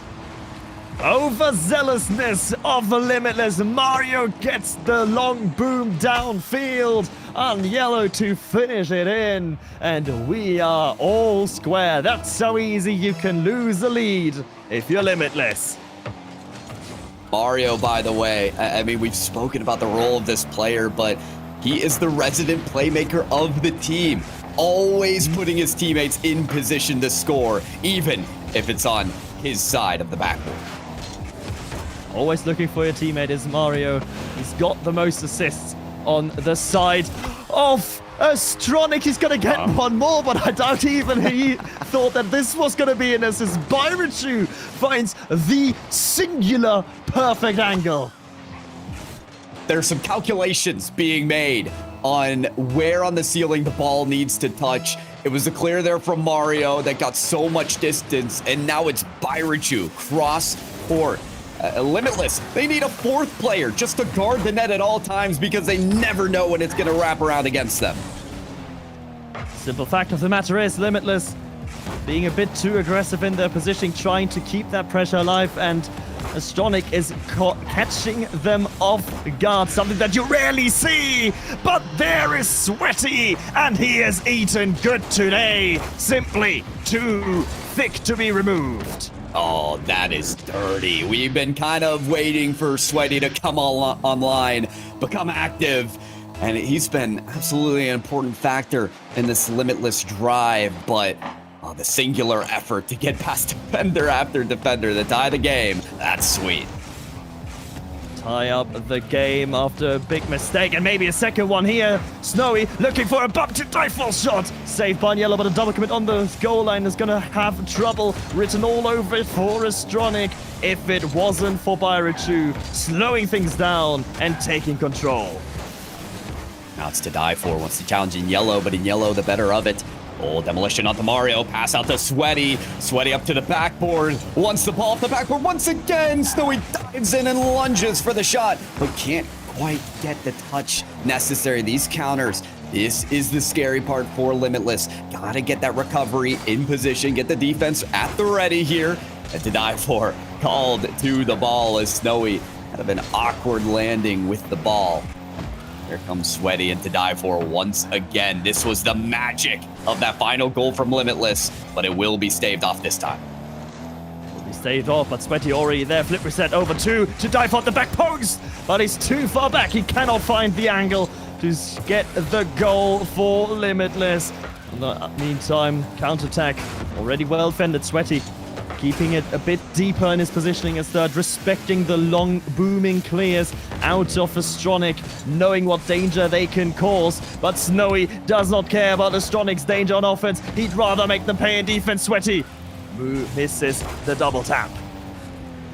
You gotta wonder if Astronic are even worried about playing all this defense. It's off of the defensive plays that they've scored. And it's clears like that again where to die for has to make a very precise play on the backboard to get it away from the danger zone. Mario, oh, that is a shaky pass to the midfield, Limitless. You're putting Astronic in the position to get a chance to score. To die for, make sure they get in front of that shot though with the final 20 of regulation.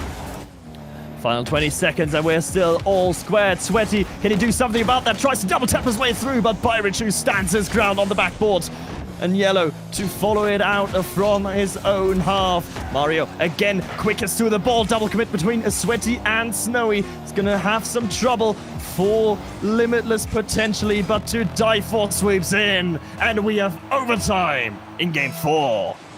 This is the overtime that Astronic thought they had last game before Limitless scored at the last second. Or one of the last seconds, so on this play, they're going to make every opportunity count. Mario, what a play to traject that ball towards the net.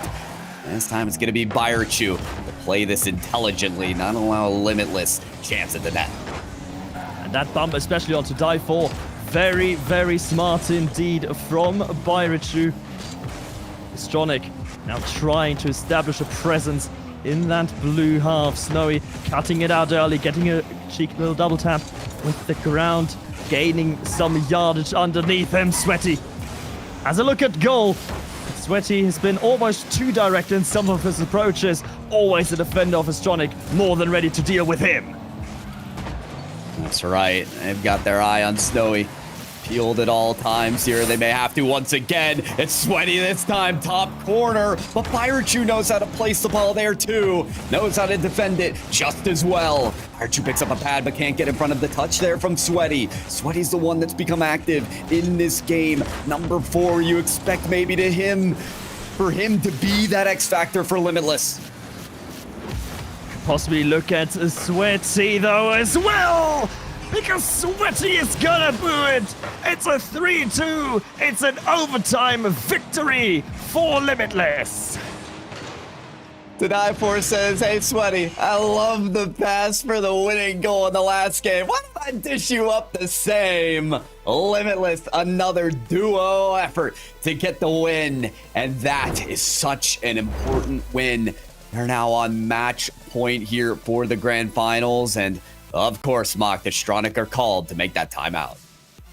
Immediate call from Astronic to get that timeout. And to be fair to them, it's a good position just to get everything sorted, just to reset everything in the balance, maybe even perhaps a little bit in their favor.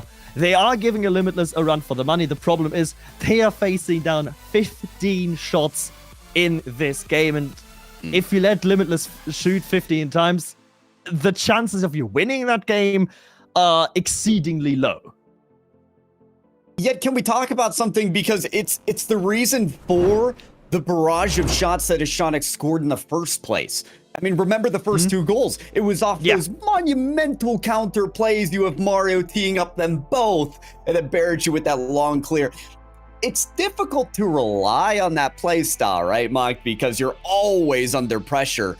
But those have been the moments where Limitless have been punished. Those have been the moment because Limitless, of course, know that they are... I think it's safe to say that Limitless know, or think at least, that they are the faster team, that they can cause more damage on offense. And they are sort of, Astronic are trying to use that against them, right? Where they're baiting you forward. They're trying to say, oh, look, they're sort of dangling the goal in front of you. And it's like, oh, look, you want a goal? Come here, take it. But you better watch out. A long clear is always coming. Yeah, and it's worth mentioning as well, this isn't typically Astronic's point of view or strategy. I mean, it has worked against Limitless, right? We're talking about 1 goal off of 3 shots in the game before this. That is now 2 goals, I think, of maybe 4 registered shots in that last game. It's just a difficult strategy to rely on to be that efficient on the goal scoring. They want more chances for Byrachu and Mario, the duo that has put them in this grand finals position to work their magic on offense.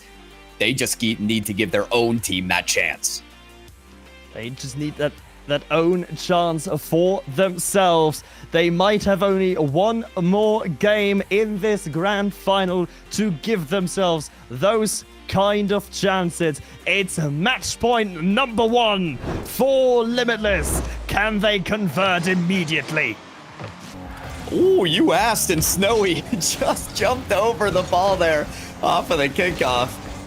He almost spoke it into action, as we rarely do here, Mocked in the caster's booth. But a couple demolitions will begin an explosive start here. The game number 5. Indeed, an explosive start, and a start that, well, Astronic certainly hope they can somehow edge their way. Mario looking for the tight angle, nearly finding it. To Die For was not ready, and how could he be? That would have been a sensational goal from the Spaniard. I mean, these as well aren't rare, surprising touches coming out from Mario either. In the semifinals match, probably had the goal of the match off the double tap from the ceiling. Even previously in this series has come close to a sidewall double. Mario behind the ball. Again, these are the chances they're trying to give their own team. Hold on. Close shot there to Die For. Setting up Sweaty, and that's going to corral right in the net. Prospect panic in the box. First a single commit from a yellow, and then the undeniable double commit from Astronic. A Sweaty placer over the heads and into top bins. Limitless take an early lead in game number 5.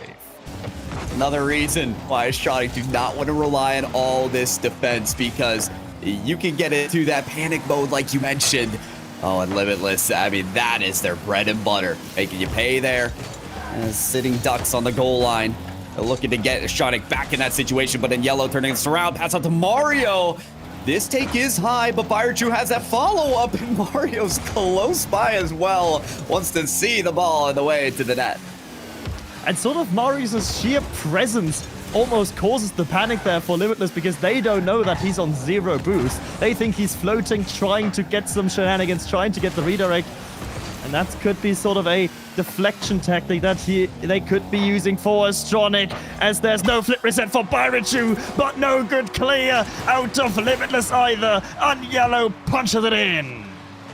Byrechu, normally the striker, but for good reason sets up these chances. You can see the prowess in the air. The flipper reset, as you said, was never enacted, but the damage done for the equalizer of Astronic. Damage done. Hopefully for Astronic, they can find some momentum with that goal and try to make Limitless sweat. Byrechu taking control, having 50 boost to his name. Mario finds a good little demo in the backfield, and yellow has an opportunity, but Sweaty, not one challenge, but a crucial second one to deny any sort of Astronic pressure. And then immediately diving into the ball there is Snowy. So this is Limitless just trying to turn it on its head here.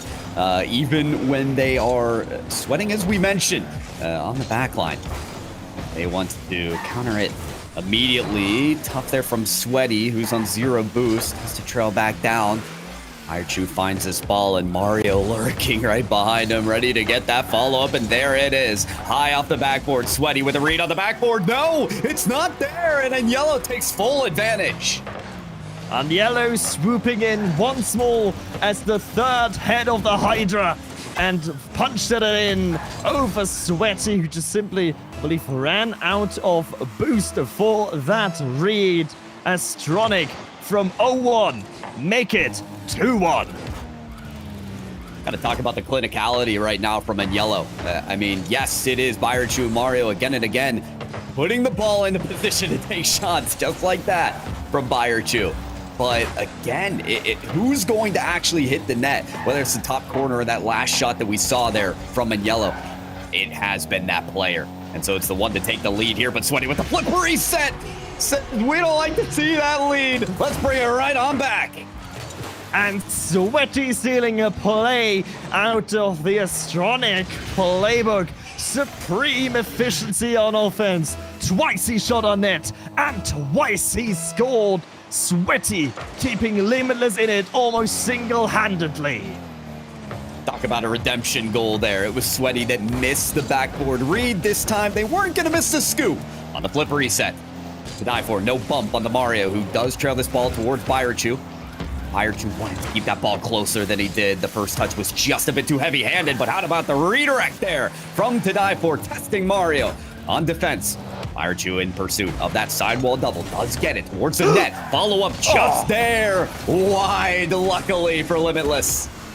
Limitless playing with fire here on defense, not really threatening or not really challenging the player of Astronic with ball possession. Now they're going to be more active once more. To Die For has Sweaty in support. It's a quick little 1-2 between the two players, and it's a 1-2 that's going to work wonders. Hat-trick hero Sweaty takes Limitless to the lead. 3 for 3 is Sweaty when somebody needs to be activated the most for Limitless. To Die For, by the way, so smart off the corner. Didn't barrel that pass. Oh, but they're going to barrel their shot. Wait, To Die For pushes into Snowy. Almost a pull shot for a 2-goal lead. Almost a pull shot after the kickoff, but still Astronic survive. Snowy burning some time off in the midfield with consecutive challenges. Sweaty and To Die For once more trying to combine themselves forward and cause some damage and cause some havoc. Sweaty jumping in, but Mario quickest to the loose ball. Snowy now alone on his backside, deals with it rather beautifully. This last effort here from Astronic. They want to keep this grand finals alive. Mario, it's been that assist machine, needs to find a lane for this team to score on. Instead, it's Snowy off the backboard. Wants the shot, but Byrechu sends it wayward. Back to the middle of the field, and Snowy, he's playing keep the ball away from Astronic. It's the last effort. Byrachu, the ball alive, and Yellow, the shot on target. Sweaty, who's 3 for 3 on the shot taking, puts the ball away, and to die for the final touch. That is Limitless, your top team of the SSA region, the one that will be going to the major with a 3rd regional victory. Limitless go flawless in open qualifiers 1, 2, and 3. A perfect sweep from Limitless, equaling TRK's record of going 3 consecutive splits without a loss. It's a 3-1, 4-1 victory. But I have to say this, guys, is I have never seen Limitless dangle out hope to an opposition like they did in this series, because, and I'm being overly generous there, because I loved the fight that Astronic brought to Limitless, and they took the opening game, and they had proper leads for long periods of leads in games 2 and 3. But Limitless, as they so often do, find a way to go above, step it up, and do what they have to do to win. But there were so many times in my mind, Pyro, that it looked like Astronic were going to take games.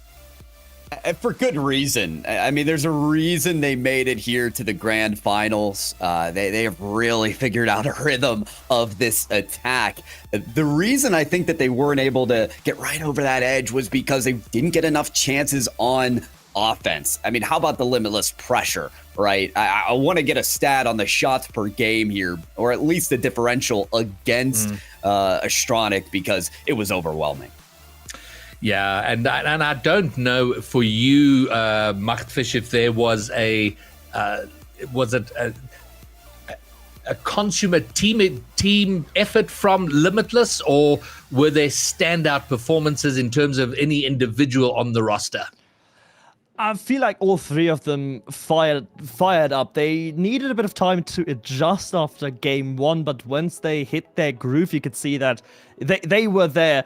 Granted, I think this performance from Limitless was worse than what we've seen in the semi-finals against Bonjour, but that's also due to the dynamic of how the match worked. Bonjour much more eager to meet Limitless head-on, Astronic sitting a bit deeper, trying to soak up a lot more pressure, and that's naturally inviting Limitless to play a bit more offensively and play a bit more wasteful, honestly. All right. Well, you mentioned in the close, Machtfish mentioned in the close that Snowy has equal TRK's record in terms of triple crowns. I mean, Snowy is without a doubt the most successful player in this region.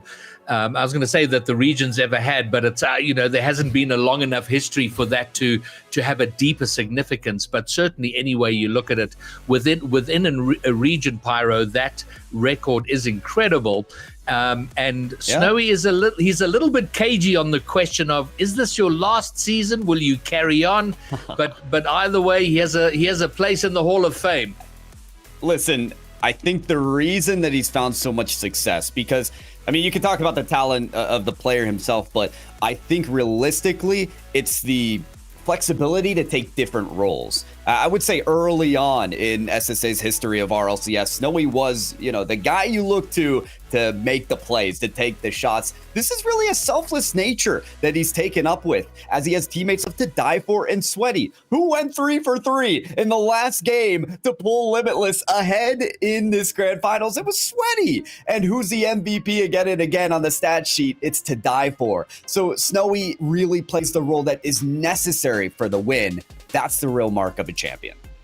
Yeah, I mean, you use the word selfless, and I don't know that is entirely the case with Snowy, but you are correct in saying he understands what is needed to win, and he will do that, because that is his overarching drive and ambition to be a winner.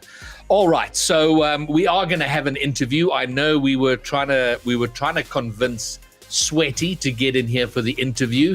I don't know that those negotiations have been successful, but while we put in a last minute offer on the table. We are going to have a look at the driver of the day, voted by everyone in chat. Those of you who went and voted, your driver of the day, who's had the most impact, who's been a standout player for the day. And for today, on Championship Sunday, semi-final 1 and 2 into the grand finals, as voted for by chat, the driver of the day is Snowy. Well, there you go. Your immediate thoughts on that? Would you? And it's good to see him there, because we were just talking about Sweaty's performance today and the fact that To Die For often pads the stats in a way that he's always at the top of the log. But Machtfish, your thoughts on Snowy? I'd say any one of the three from Limitless definitely deserved it today. I don't think that any other players really went up to their level. So I honestly, out of Snowy, To Die For, or Sweaty, it's really close to me. But Snowy has been taking himself back, like Pyro said, has been trying to be a bit more of an enabler for To Die For and Sweaty, and sometimes that role needs to be appreciated as well, and that role is certainly appreciated here with Drive of the Day. Excellent. And Pyro, well, let me ask you this, and I failed 2 days in a row now to ask the casters who their driver of the day was before we revealed this, but I don't know if you had in mind a driver of the day. No, I didn't, actually. Okay. And again, I've watched all three matches very closely. I think truly the theme of this qualifier, if you want to separate it from the other ones, was really resiliency from Limitless.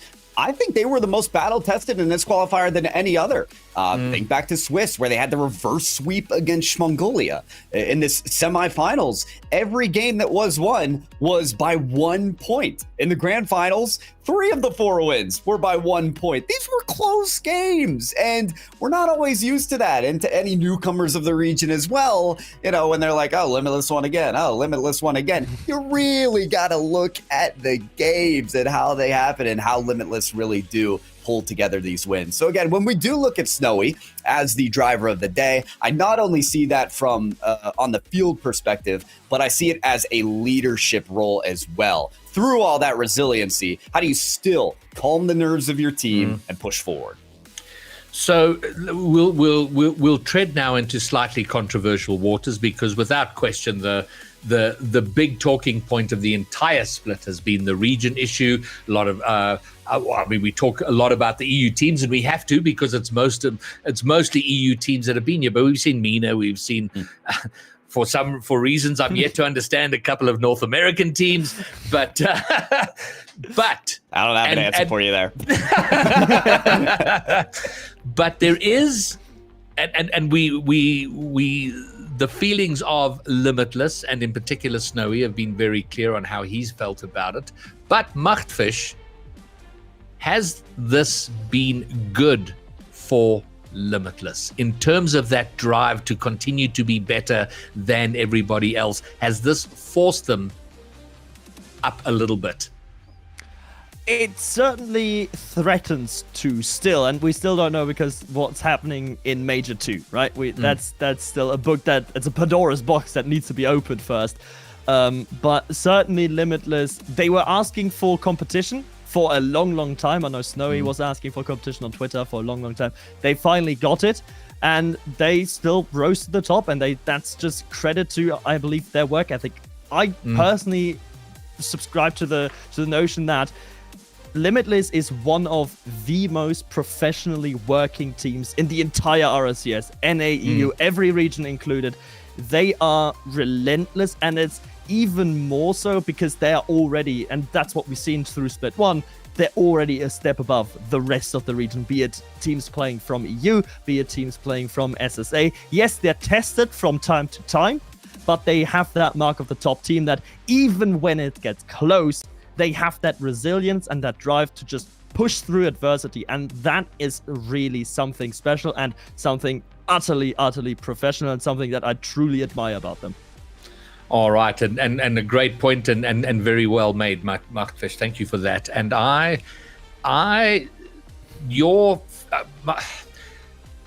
So my feelings on this have wavered and gone up and down and gone from one extreme to the other throughout all of this. But where I lie now is, and I hope we get to see, we've touched on this point, that we get to see a few more mixed teams in the next split. And over the last couple of days, I've actually been in touch.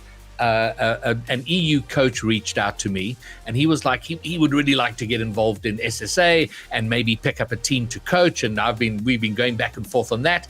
And then he said maybe it might actually be a great idea for him to come and play here, but pick up 2 SSA players, like prospective players. So not come here to try and make, day 2, day 3 grand finals, but pick up 2 SSA players who have great prospects and kind of nurture them and take them forward. And I just love that idea, Pyro, and I think that would be epic. I mean, we're seeing the new talent from just about every region make a new theme out of RLCS. So you really do have to pay attention to that new generation at every single season, and more motivation around that, I think, is a good thing. I'm feeling a little bit motivated to get this interview underway, Greybeard, and I think we're just about there. We are just about there, and the reason I'm kind of waffling on here is I've got production in my ears saying we're almost ready. We're just checking audio. We just so when production is good and ready, we'll get going. But we do. We're going to take a chance. I've just been told by production. Hopefully the audio's good. So we didn't get sweaty, but so we do have for the interview to die for. To die for. What's up? Yes. we can hear you wonderfully there. Yeah. All right. So did the day off yesterday help you guys along today? I mean, didn't really affect us much. To be honest, I would have preferred to play yesterday. I was like waiting, and I said to watch. I like playing, so obviously I wish I could have played. But yeah, I had other things that I did, so it was pretty productive still. I mean, obviously, yeah, you just wanted to play yesterday. Unfortunately, didn't. But you got to play today, and it was 2 quite close series. Did you expect Bonjour and Astronic to push you as far as they did? To be honest, I mean, anything can happen. But like, if I'm gonna be completely honest, I didn't expect that. But I think that's mostly just from our sides. So it changed me today. Yeah. That's fair. On the day, though, still wins. And what you mentioned shakiness. We talk about how close these games have been to die for. I mean, we mentioned it earlier. All 4 games in the semifinals, won by 1 point. 3 of the 4 here in the grand finals were won by 1 point. It was even a reverse sweep back in Swiss against Mongolia that you guys had to do. Did this qualifier feel like it was a whole lot closer, like there was more pressure, or was this just another win for Limitless? To die for, before you answer that, put your mic a little bit closer to your mouth. All right. There you go. Rock and roll. Now answer Pyro's question. You may have to repeat that question, please.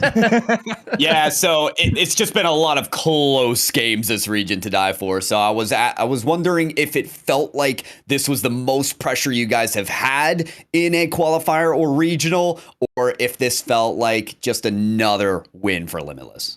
I mean, if you look at the stats, you can definitely see games were a lot closer than usual. So I definitely think this regional was probably one of our worst ones. Speaking of the results, like we lost a lot of games that we shouldn't have lost, and games were a lot closer than we want them to be. So yeah, I definitely think this regional was a little bit tougher than the other ones, but I think that's just our fault, as I said before. All right. Well, the watchword of this whole new season has been one of uncertainty, because it was announced late, it started late, then there's been a lot of craziness around the whole regional, and now we get to the first major, and I know there's about to be logistical chaos in terms of visas and travel and all of that sort of thing, but I don't know what conversations you guys have. Assuming logistics all work well, what is the plan for major? I mean, obviously with the new rule, whatever you can call it, with the travel where players only play for travel in a certain travel window, I don't think a boot camp is possible. I think it's already tight to try and get visas, so we're gonna have to like try and I'm not sure what I'm allowed to say, so I'm not gonna try to say too much. Fair I enough. think we're just gonna like we're gonna have to like pay an agency or something to try and get our visa quickly because we are obviously in a little bit of pickle. It's very, very close. It's gonna be very tight. So yeah, we're just hoping for the best. Okay, I mean, good. that's all you can do. But hopefully, of course, you will get to Copenhagen. Hopefully, you will play. Speaking of Copenhagen, what's your sort of idea of what's your target in Copenhagen? What's your target at land? Because you go in as the massive underdog, and it's an interesting shift because here down in SSA, you're the best, right? There's no one to touch you. But you will be coming in a 16th seed. You will probably play the first round against Carmine Corp. What's your sort of expectations for the major? I mean, expectations wise, I don't like talking before I play, but I'm just gonna at least I know for myself, and I think my team is always gonna take it step by step. Obviously, we haven't really beaten or like got a land win against a major region team like that is not SSA or like maybe OCE, EU, and them. So that's just probably the plan. First, take a series of a major region team. Fair enough. All right. Well, to die for, if you don't want to talk too much about the future matches, I do have one final question about the grand finals that you just played. There were a lot of clutch moments just in the games where you had that quick ascent to the lead. Sweaty had that pass from the sidewall to you striking in the midfield, and then you were teeing up Sweaty later in the series. Do you find that you're working a lot more smoothly with the team as the season goes, or how do you guys get to a point of that synergy? Is it the comms, is it the play styles, the strategies beforehand? What, in your opinion, for Limitless works the best? I mean, I think comms is definitely one of the biggest aspects because, like, obviously, you're making life easier for everyone else if you're in the position, etc. But I think also we just like good friends, so we have good chemistry. So yeah. That always helps. All right, to die for. Well, congratulations. Limitless now winning 11 out of 12 regionals. So that's 11-time champions as Limitless, never mind what came before that. So massive performance. Congratulations to you. And of course, we will all be rooting for you at the major. And good luck with all the chaos that's going to happen now over the next couple of 2 to 3 weeks to get you there and get yourselves ready. But this entire region is right behind you and rooting for you. So thank you. Well done. And we will see you very soon. Thank you. Always appreciate the sport. Thank you for having me. No worries, mate. Cheers. Cheers. All right. And there, the not so overly verbose to die for, giving us his view of things. But it's been interesting to me. I interviewed to die for. I did a little thing with him when I was doing a series on SSA Rocket League players. And that was 2 years ago, I think, just a little over 2 years ago. And to see the maturity as him as a person, he's clearly quite focused now, Muckfish, on his job, what they need to do in terms of the Rocket League competitive experience. Well, as I said, it's the entire squad of Limitless. Every time they do have an interview, Snowy was Snowy last time, now it's to die for. They just have that air of professionality and professionalism around them, and you could see it in the answers. He's trying to not say too much, but also be a bit coy with things, saying, "Oh, maybe we can take a game out of, or maybe even a series out of an EU team that is underperformed, maybe EU4." But realistically, of course, OCE and APAC probably the two regions that Limitless look for to snipe in Copenhagen. And you know what? I'm going to be there. I'm going to be rooting them on in Copenhagen. Fantastic. And I mean, what a time. I mean, it seems like just a couple of weeks ago, we were complaining about the excessively long off season after the end of last season's RLCS. And now, bang, here we are, the end of the first split. And now we're going to complain again because we got like 5 or 6 weeks off until split 2 starts. But there'll be a lot to think about, and I'm sure roster mania to go through. But Pyro, sum it all up for us from your perspective. Oh, sum it all up. Yeah, sounds good, Greybeard. Well, Limitless. How long do you have? No, here's the thing. You know, we talked about this. The version of the best of SSA is such a unique flavor in RLCS 2024. And Mocked, you mentioned it, Snowy and Limitless, they've asked for challenges all throughout these seasons. Well, they got it. You know, it's a unique challenge playing against all these teams. It's not unique in the fact that they don't know how to play on high ping. They have a lot of experience there playing in other regions, but now it's kind of flip-flopped. And now they have to win against a variety of teams, players, play styles, etc.